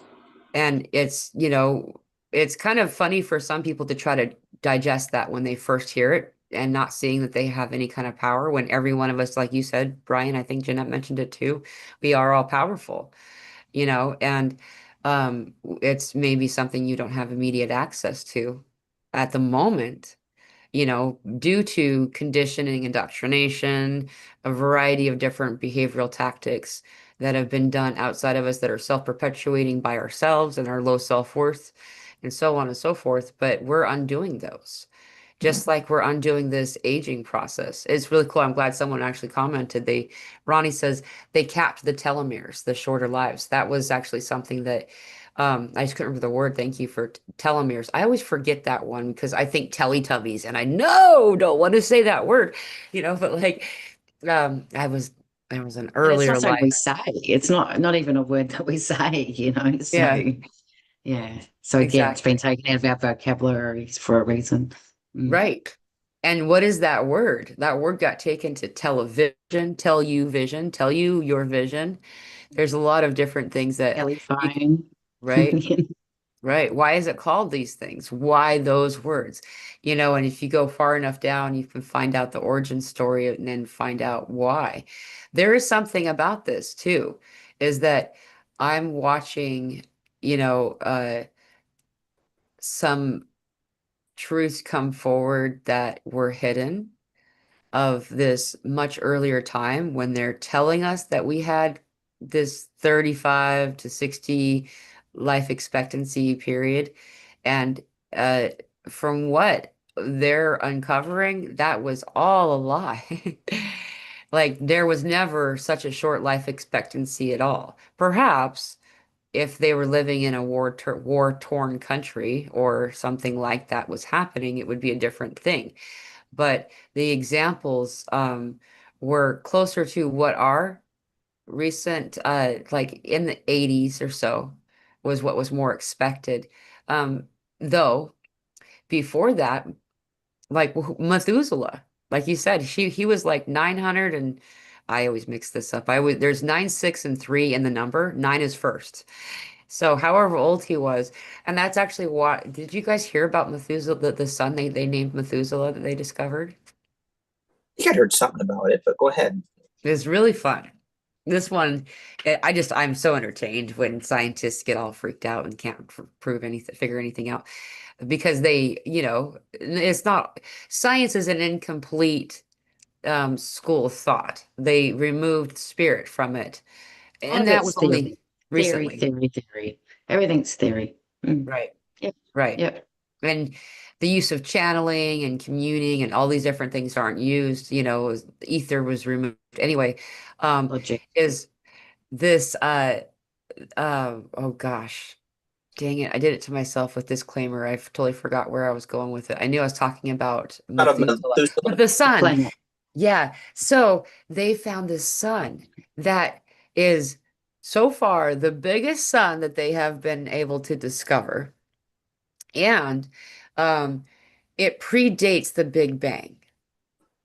And that's the scientists scratching their head thing. And they're like, we obviously did the math wrong. So they keep redoing it and keep telling people that it's not working out mathematically. So they're gonna figure out you know, what often I see this happen anyway, where something is not explainable other than it being supernatural is the word they use. Um, then they'll assume that it's faulty science and they'll either just add something to explain it or throw it away entirely. When, like for instance, the Big Bang, the reason the Big Bang theory is still around is that's how you can trace anything. You have to start from us. You have to start from us and go out. And did you know that's how they've been able to figure out that we're in a simulation? Did you- Because that's how simulations work. They begin being created by the character. You put the character and out and out and out and out and out. You should, if it's not a simulation, you should be able to go from this point to this point without any lag or delay or development process time. Yet that's not accessible for us. That's not possible. So that implies that this must be a simulation. And when spirit talks to a lot of us, they talk about the existence that we're in is light, that we're in light. And what is light? Go to a cinema and look up that light stream that's Mhm. casting across the dark night in the room that you're in, being projected on the wall. That's what these are. That's why they're shaped like a seed, because all creation is the Vesica Pisces. It Mhm. starts with this shape. I just find that to be super interesting. But so Methuselah apparently is a son that predates all things. It's the oldest son of all. I just think that's really And, cool. and what did they name it? Did you say? Methuselah, Methuselah. because that was Noah's grandfather, who was the oldest they One that reported lived the to the age of. oldest. Yeah. Mhm. Yeah. Okay. But a lot of these tellings too say that they messed up our telomere right after or around the period of the flood, which that was when we began to have shorter lifespan, supposedly. Mhm. It also supposedly coincided with the erection of the Tower of Babel. The stories they tell us the gods were angered because we ate the fruit from the tree of knowledge basically, and so they hurried and destroyed everything so you can't be like a god. W- Why did we just accept that that was a god that did that? Just saying. That's probably one of the ones that unravel you, isn't it? Because especially as a female energy, feminine, you'd like, oh, so you blame everything just on us. So then you start looking at, oh, okay, well, how come we give so much energy to something like that? Or what is this the significance? Is it around the time that, like you said, all these changes happen? Sounds like it was just before that King James Version Bible came in that Hmm. pretty much has run the realm since the 1600s. So, Right. yeah. And do you ever think about, sorry, go ahead, Brian. I was going to say, even the written narratives were a little confusing. There's, if I'm not too much mistaken, I have to look it up, that there's a phrase right in the Bible about the time about eating that fruit that man cannot discover they are gods like us, gods plural. But Yeah. yet the Bible talks about one God, and Yeah. it's like the narrative itself doesn't coincide. And I'm not, to anyone listening, to step on any religious toes or doctrines. It's just another question. Yeah. What was truly meant? Who was it meant about? What was truly meant by that? What does that mean? Why was the word used in plural? And what Exactly. is God? What is God? Is that, I call it the grand, like the grand operating divine or the grand operating design, because this is what this is. There's a creator of the existence, but is it the same energy? I'm not sure.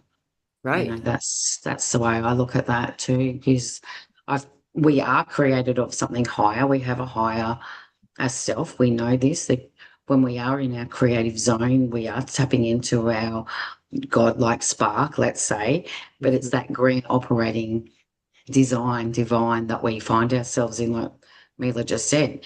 The Big Bang has been shown to be a construct because obviously it's And this is where we have that paradigm shift, because when science became big, there was the whole Renaissance thing around there, because back then it was the medieval stuff and whatever, the magic and sorcery and all that. And then supposedly when that reaches limitation, science. Now science is, we're reaching the limitations of science. You can't, people having out of body experiences, telepathy, that stuff can't really be measured by science because science can only operate within a paradigm of Yeah. measure phenomena. Like, you can't, to prove ghosts, you can't, they say ghosts don't exist because you can't put a blood pressure cuff on a ghost. Right.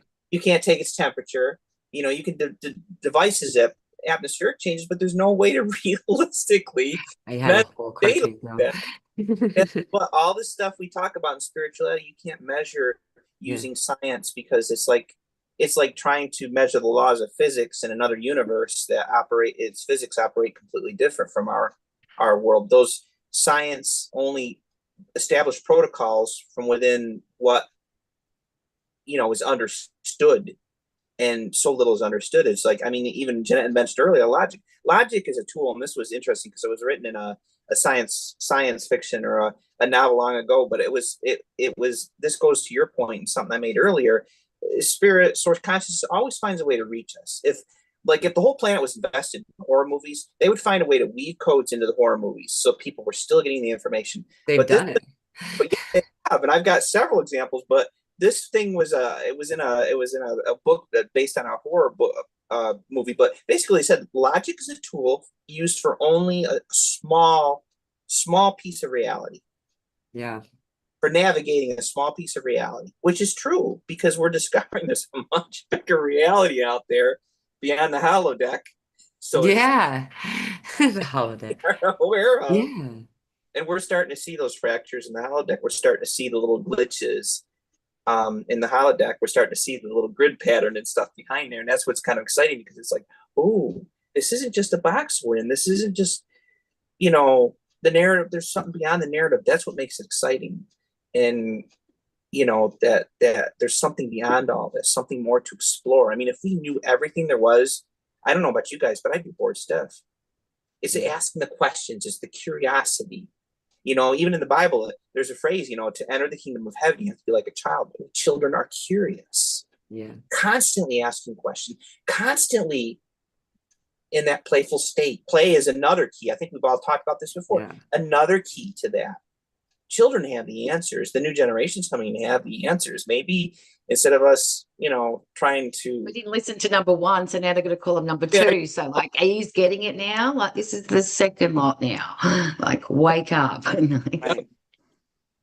Yep. Right. And a child comes in as a master, like it's been a very interesting thing being a parent, uh, a mother so late in life, in contrast to a lot of the people that I know, like In fact, when I lived in Utah and I first had her, people all thought I was her grandma because in where I lived in Utah, they people who weren't married out of high school only went to college for their MRS degree. They would get them to find a man. They call it the MRS degree. You'd only be in college long enough to find the boy that you want to marry, and then he would finish school. That was just kind of how it's done. Anyway, because of that, though, I get to have this other, and so um, yeah, there's definitely, you got to go to bed kind of times, Yeah. but there's a lot of shared guidance, like because these children, just like every one of us were when we first came to this mortal coil, we brought with us this mastery, this knowledge and access to these higher frequency things. Babies can see spirit when they later on may not be able to because they've been taught to bar that. There's a lot of things that we can choose as parents to not indoctrinate our children into. It's kind of it's becoming easier to do as a culture, as a society. Though, I mean, when she was born in 2014, it was in Utah, the patriarchy there is very pronounced. It was incredibly difficult, though it's becoming easier and easier. And I feel that this newest generation are going to be like the highest numbers of parents who also understand and honor their mastery. But again, yeah, there's definitely you got to do your homework or whatever it is, kind of stuff. No, you can't have candy for dinner, but there's still listening. There's still responsibilities. We've still got responsibilities in the sense of um, how we, function as a balanced human being, and that's the Yeah. stuff that comes into play more so probably for you than because I was thinking more so back in our generation, even probably when I had my children, because I wasn't as aware, wasn't really even partly aware that you do start training from a young age because they tell you, let them cry, put them in the bed, let them, you know what I mean? Yeah. Don't give them any comfort. Don't, there is this narrative of harshness and molding them into like the energy harvesting, really energy harvesting that energy for something that we Yeah. don't understand what actually is the higher purpose of that, and it's not until you step back and go, oh, okay. So when you're not so in that rat race of working and, having the 9 to 5 hours, or there is more flexibility. But when you are in that, yeah, go, Well, Brian. I mean, how culture is, and it's starting to change. But that whole thing where the parents are working all the time and strangers are raising their kids, almost like what you said earlier, Mila, about giving, cutting out the parents and giving them to the older generation. Almost like the Yeah. same thing, just different. You've got strangers raising your kids, because you're at work all the time trying to provide for, it's kind of, messed up, but Yeah. it's that thing. But it is the kids that training program begins earlier. The imaginary friends, that's still a thing. And it's interesting how we treat kids as adults. If kids see something that's not there, it's okay. It's just your imagination. If adults see it, you get put in an institution. You know, Right. Yes. it's like there's a big Yeah. difference there, and how that. And yeah, some kids are treated that way too, but mostly it's just like you're not seeing that. That's not there. It's your imagination. And slowly they start to shut down their abilities one by one, and soon and probably why kids suffer more depression, anxiety, because Right. they're not allowed to be who they are. Now we've got parents in this generation that have gone through this stuff and they realize we need to let them blossom, but again, with some structure. We can't let them. I mean, heck, we still have to do that thing. We can't hate candy for even though sometimes maybe that's all we want to do. We've got to self level ourselves. But Right. just to circle back real briefly, it's interesting how sitcoms used to do this kind of thing too. They age the kids unnatural. Like you'd have a season where the kid was a baby, and then all of a sudden they're 6 years old the next season, but none of the other characters have changed. They're still in college. They're still doing the regular jobs. They haven't really aged at all, but somehow they had a term for it, but they would age the kid like 6 years to just make them fit in with the storyline better. because they didn't want to keep doing the natural growing up thing. They wanted to skip ahead. And it kind of dovetails with what we were talking about earlier with the timelines and the missing 6 years or 7 years are most important, aren't they? So let's fast forward that and not Yep. show you any of that. Yeah, interesting. Yeah, I mean, well, you actually brought up a bunch of things. Do you mind if I jump in real quick? Go right ahead. Go Oh, right dude, some really, so of course, early childhood development and that kind of stuff, that's my world. That's what I really, that was always been my love and my passion. And that was where my career went. Because of that, I have a little bit of information about it, but there's a word they call it's called pruning during the age of it's usually around the window of the seventh year of life that you'll expect a child to stop having imagination, stop believing in magic, and become more grown up, I guess, is Bring in anything they don't need, wasn't that the context yeah, of that? yeah. Fascinating. They use this as a marker to show whether or not there is the childhood schizophrenia thing happen, actually. Um, now now here in this other like again I gave birth to her when I just not long after I turned 35. Like so it was like she got to have a whole different experience than if she came 10 years earlier. I'll tell you that right now.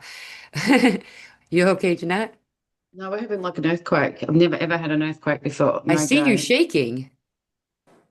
It's either someone's really hitting something in the backyard or my whole house just shook. Did you see that whole I house could just see shake? you. Yeah, you were actually lightly shaking. Stop now. Even the dog was like, what happened? Wow. Okay, that's weird. Okay, That's really interesting. that's I really mean, interesting. energy here. This conversation is moving energy. it's not popping up yet. Oh, but Oh my God. there was Mhm. another thing I wanted to the Elohim. Elohim is plural, right? I'm saying this because I pulled up the Yeah, earthquake thing I found. yeah. I grabbed this a while ago. Grammatically plural noun meaning gods or deities, but used in the Bible to refer as the one true God is how the Google result came up. I like to check Google because when I do shows because that's the one people usually use, and it's yeah heavily censored for sure, but it's showing you right there an intentional editing of that truth that it's many that and in fact if you look at other reckonings of it it'll actually say that it well we just had one in Japan, an earthquake in Japan and China. It says west of China, Japan.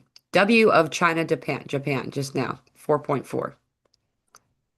You're I far enough can't say I've ever, away. ever felt anything like that before. So it's interesting that the whole house moved and yeah, I definitely moved and the dog definitely moved and I have to go back and watch that on footage because Yeah, you can see it. very interesting. We do sit on a tectonic plate, but we've never actually had an earthquake here. They're usually a little bit inland from here. So Yeah. it's interesting. Are Huh. those So plates that started in Russia or originated in Russia? Were they near the area of Tartaria, the area you were talking about with Genghis Khan and all that, in that center general vicinity? In fact, it actually brought in the Ainu people is how they pronounce it, but we've the Anu, like it's spelled like the Anu that was a big conversation point with the addition of an I after the A. Ainu. Um this also was a 1775 that the same thing with the whole Lincoln liberation of the slaves 1775. It repeated a bunch of different places. Um and that also goes to Neptune being in Aries the last time also. But is that in 1775 they made it's called the I can't remember right now, a Simulation Act, I think, but they outlawed their culture like they did indigenous people of all different countries. They did that in Australia as well as as North America and all other places too. This is just me speaking from my own experience. Um, though the people that are there, so that they were no lo their culture is against the law still. Their language is against the law. There was a legal mandate that they have a body tattooing is a cultural thing for them. And you know, like it looks like lips on their face, big ones, and like you'll see like the Maori people have their face tattoos. Like if you had that kind of tattooing, you would n not have access to regular services, and it was against the law. Speaking the language, the culture of all kinds. In fact, today, in today's age, there's a reckoning of about 2 to 4 people in the world who can speak the language fluently. They did a good job at getting rid of the language. Um, anyway, if you go to that culture, because they've intentionally made them forget their history, but if you actually follow, you can see that all this is why it's super significant. I know I'm not making a lot of sense, but in an earlier time, the my main memory that I've had my whole life was the it was like mostly the aftermath of what we call the fall of Atlantis and the refugee work that needed to be done before people that were like me that could just be like, I'm getting out of here for a while and I may not come back kind of stuff. You know, I was kind of scorned, but is they actually have proof that all of these different groups, the same places, the same people I'm always telling people about. We brought people to Japan, we brought people to Tibet, we brought people to Sri Lanka, we brought people to the islands. So like the Maori people, the Hawaiian people, the Alaskan people. You can go on for a long time. I found proof that they all came from the Anu people, Ainu people. And these are all the people that are directly related to, you know, Tartarians as well as Lumerians. You know, these are the Atlantis people. And this is the last parts of them that I know of. According to what Spirit says, there's 3 groups, and we've only been shown this one first group. I've been waiting for the other 2 since this happened. And I didn't even know about these other people when they first told me about the 3. So I can say uh, there's a lot more that will be revealed in the next while that I can't tell you what it is. I'm not holding any secrets, you know, about it, but I can, it's exciting because as they kind of come forward, then it's it's a showing a mile marker of where we are and that we're ready for this next thing, you know, this next part. So, and hidden within their culture, if they can remember it, we can undo some of the intentional miswriting of history. You know, if you return, if you re, you re, if you re, reunite the people with their history, then then their mastery is returned to them. Their abilities are returned to them, right? Yeah, and there's that whole thing which I mean, there's still that attempt to erase and rewrite history even now.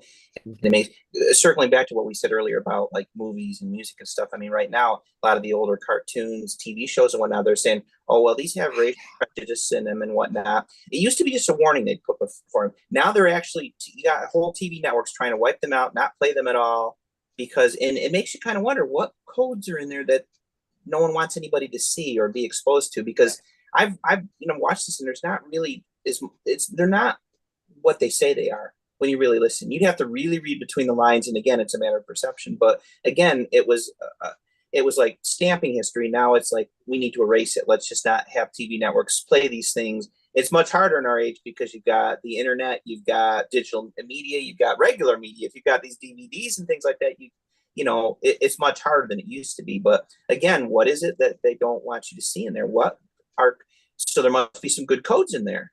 Yeah, I'm with you too. It's so frustrating. Almost everything's streaming, so they can just edit it, you know, like and like you said, this is something I've been noticing too, is there's all of a sudden remaking of the series is the different series.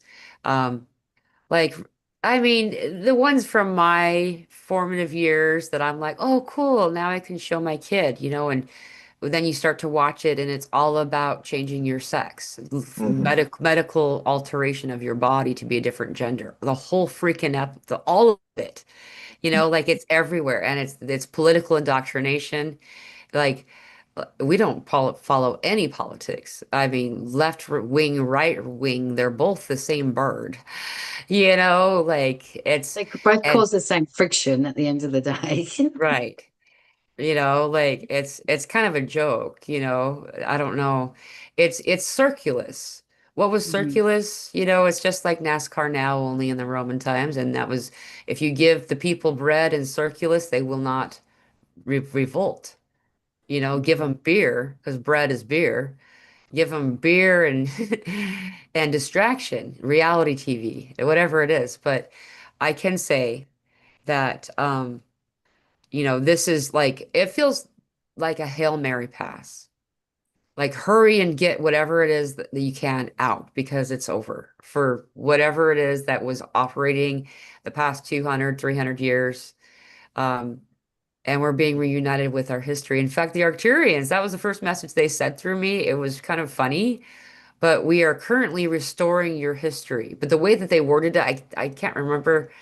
And they said, Please stand by." And that was it. And they were gone. But like, um, the way it was said, and I didn't quote it perfectly just now, it meant it was words don't usually go together like that. It meant that your history is going to not be like as if they're, and because our history that we've been taught isn't true anyway. I mean, even when we were in high school, how you couldn't use your textbook from the year before because it was rewritten. True. Like at first you're like, oh, they're just trying to get more money out of you, and that might be part of it. But Same with university. You get multiple editions. yeah, Like they'll say you can buy the edition beforehand, but it's not hasn't got the same information in it. yeah, But you might do the test wrong if you study from that book. yeah, and the page number is not going to be the same as what we refer to when we tell you as the text to read from or whatever. So Yeah. we have to have that tower moment, don't we? Like you think of the tarot cards and the tower moment, it's really is to we need the tower moment. But I was just going to say, as you were talking about remaking, are they remaking it because of these children that can see straight through this stuff? Like, if you were to sit down with your child and watch the old stuff, and they just like they see everything that is being broadcasted that we didn't see because the DNA's online. There's no Yeah. junk in them. Like we created our own towers of Babel, and it was an earthquake. It was a 5.1, and it hit out at Innes Park, which is out on the coast, which is about 10 minutes away. Oh, it didn't even show up when I looked it up. That's No, cool. yeah. So my stepson's just messaged me and let me know. He's like, "Did you feel that?" And I'm like, "Yeah, I did." That's so funny. Well, I saw it. I could see you were Oh, I shaking. could feel it. First Yeah. one I've been through, I have to say, first one. There was two. After I talk about tectonic plates. So yeah, it's just interesting. Sorry.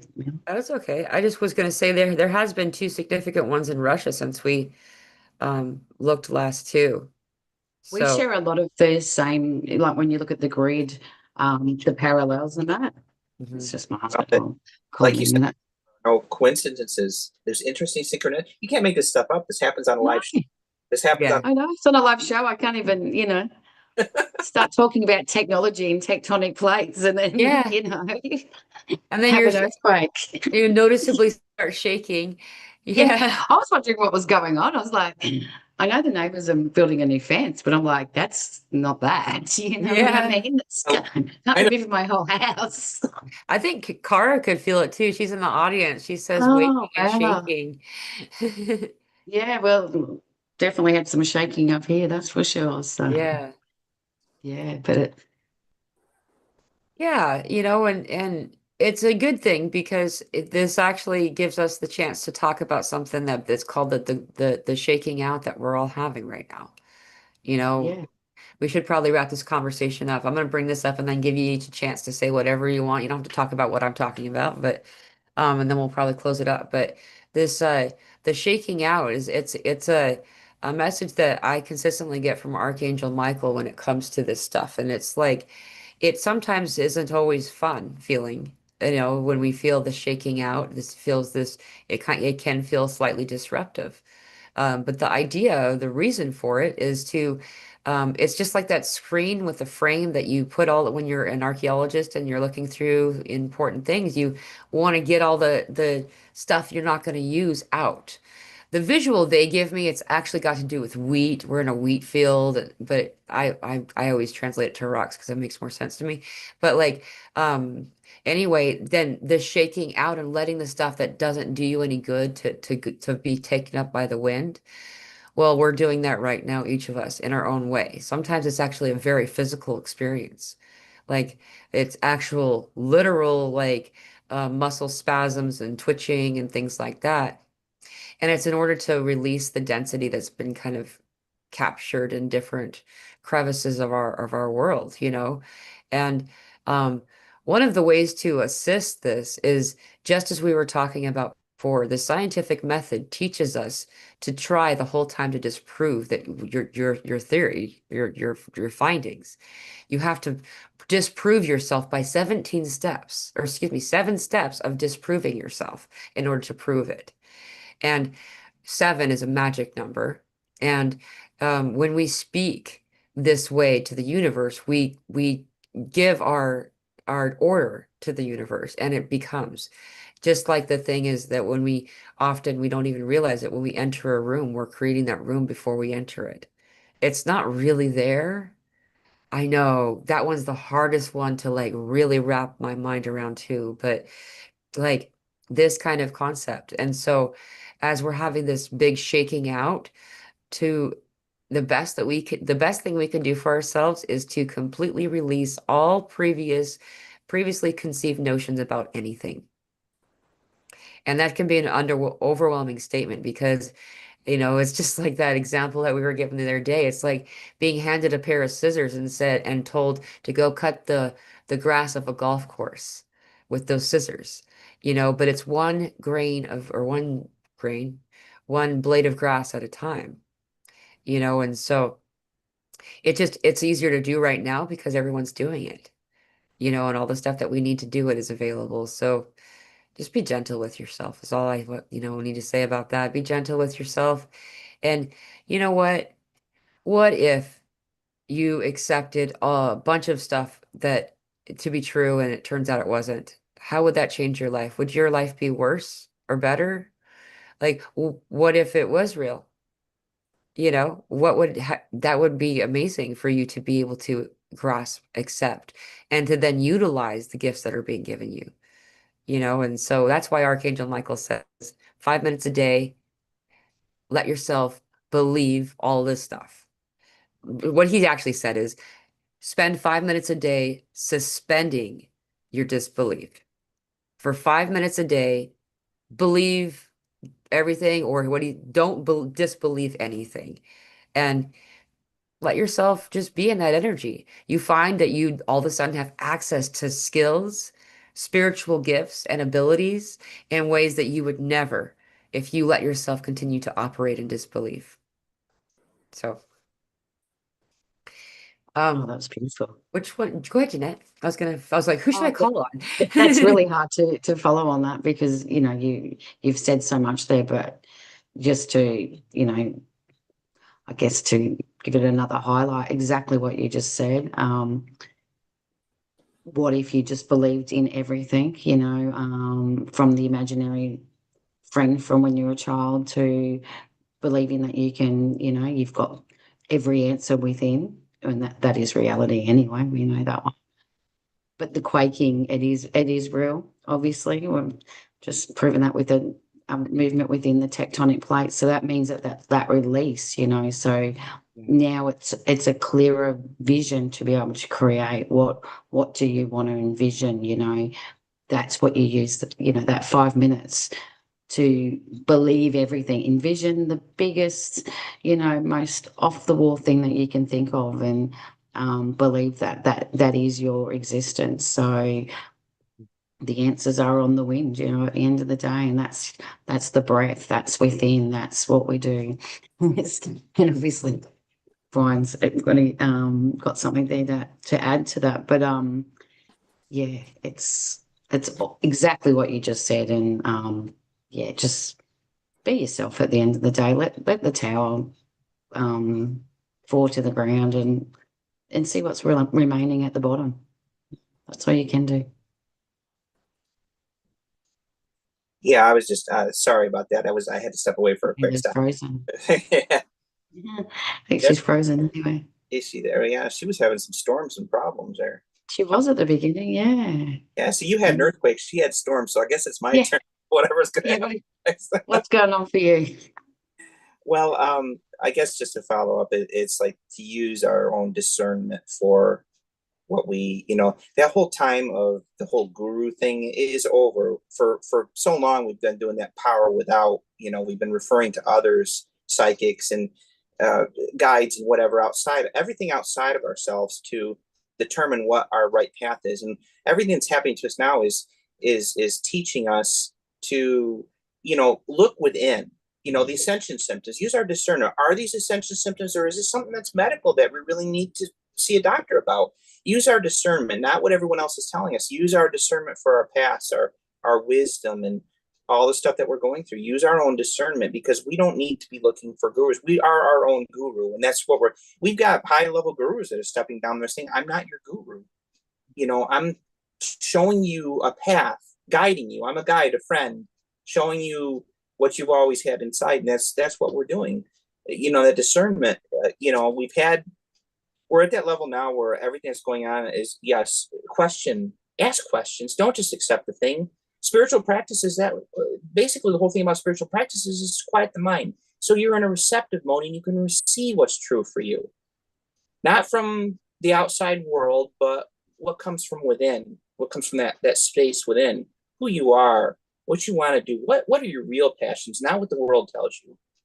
Again, that goes back to the whole guru thing. And again, you make your own kind of rules about things. I mean, we talked about this, Janette, one time. When I was a kid, I had a kind of a rebellious way of doing that. There's those commercials about you can't sink the Cheerios. They can't be sunk. Well, I dumped a whole bowl of sugar on them, and those suckers did not come back to the surface. Or the Rubik's Cube, where you had to turn the cube to make all the different colors. I got so frustrated with that doggone thing. I made sure no one was watching. I peeled all the stickers off, and I lined them up. You find a different way to do it. I remember that whole Star Trek thing about Captain Kirk and that test that was a no-win scenario. He cheated, but he found a way to win. And it's not saying that cheating is right, but there is always another path, always a different way to do things. That it's not just the way that we're all pioneers. The kids that are coming in, we're pioneers, we're bridges, and it's, life is this big, really, if you want to look at it, miracle. It's all a miracle. Everything we're rediscovering, we forgot who we are, but that's the fun about rediscovering it. It's like seeing through different eyes something that for the first time, when it's not really the first time. And there's just so much to that. We're on this adventure, and we were born into a time that, maybe it looks chaotic around us, but it's one big playground too. There's a duality. There's always a duality. Without the problems, we wouldn't have solutions. Without this contrast, we wouldn't have this new world that's being birthed. It's 100%. really, really great thing there. And I believe we've lost our host. I believe we've lost our host too, so we probably should wrap it up and say would do that, but thank you for everybody for joining it. I think she made me host, so I think as soon as I close out, well, maybe I close it out. I think, but I'm not 100% sure because I have not ran my own YouTube channel either. So. Yeah. Well, it can always be edited later. We both leave the room and that, but that's right, exactly. Hopefully it's helped everybody in some form or fashion. I've said this before, even conversations we've had, is that everything we talk about, whether the whole world hears or not, it's the fact that we brought it from non-form into form, and just by speaking it, it has that ripple effect of dropping a stone in a pond. Ripples out. It has 100%. Yeah, absolutely. And you brought up a good point about the guru. Like, look at the word, it's Guru. And if we can remember that you are your own guru, it's Guru. And that is a really big key at the moment for, you know, using discernment, checking in with yourself. Laws are there just because someone wrote them. There are two sides to it, so you can pull the stickers off the Rubik's cube and change it to fit yourself in that time, because that's, at the end of the day, someone's given that power, and you can take your power back from that at the end. So yeah, but I do appreciate Mila and the time that she gives us to speak, and we will join her again, you know, at another time. But yeah, thank you for everyone that's joined us today, and had a lot to say in the chat. We couldn't see the chat because obviously we're on Zoom, but we will go back and have a look. And yeah, we do appreciate everybody that's tuned in and shared their time and energy with us Yep. throughout this podcast. Yep. Okay, thank you very much. Thank you, Pamela. Okay. We'll see you. Thank you, Mila.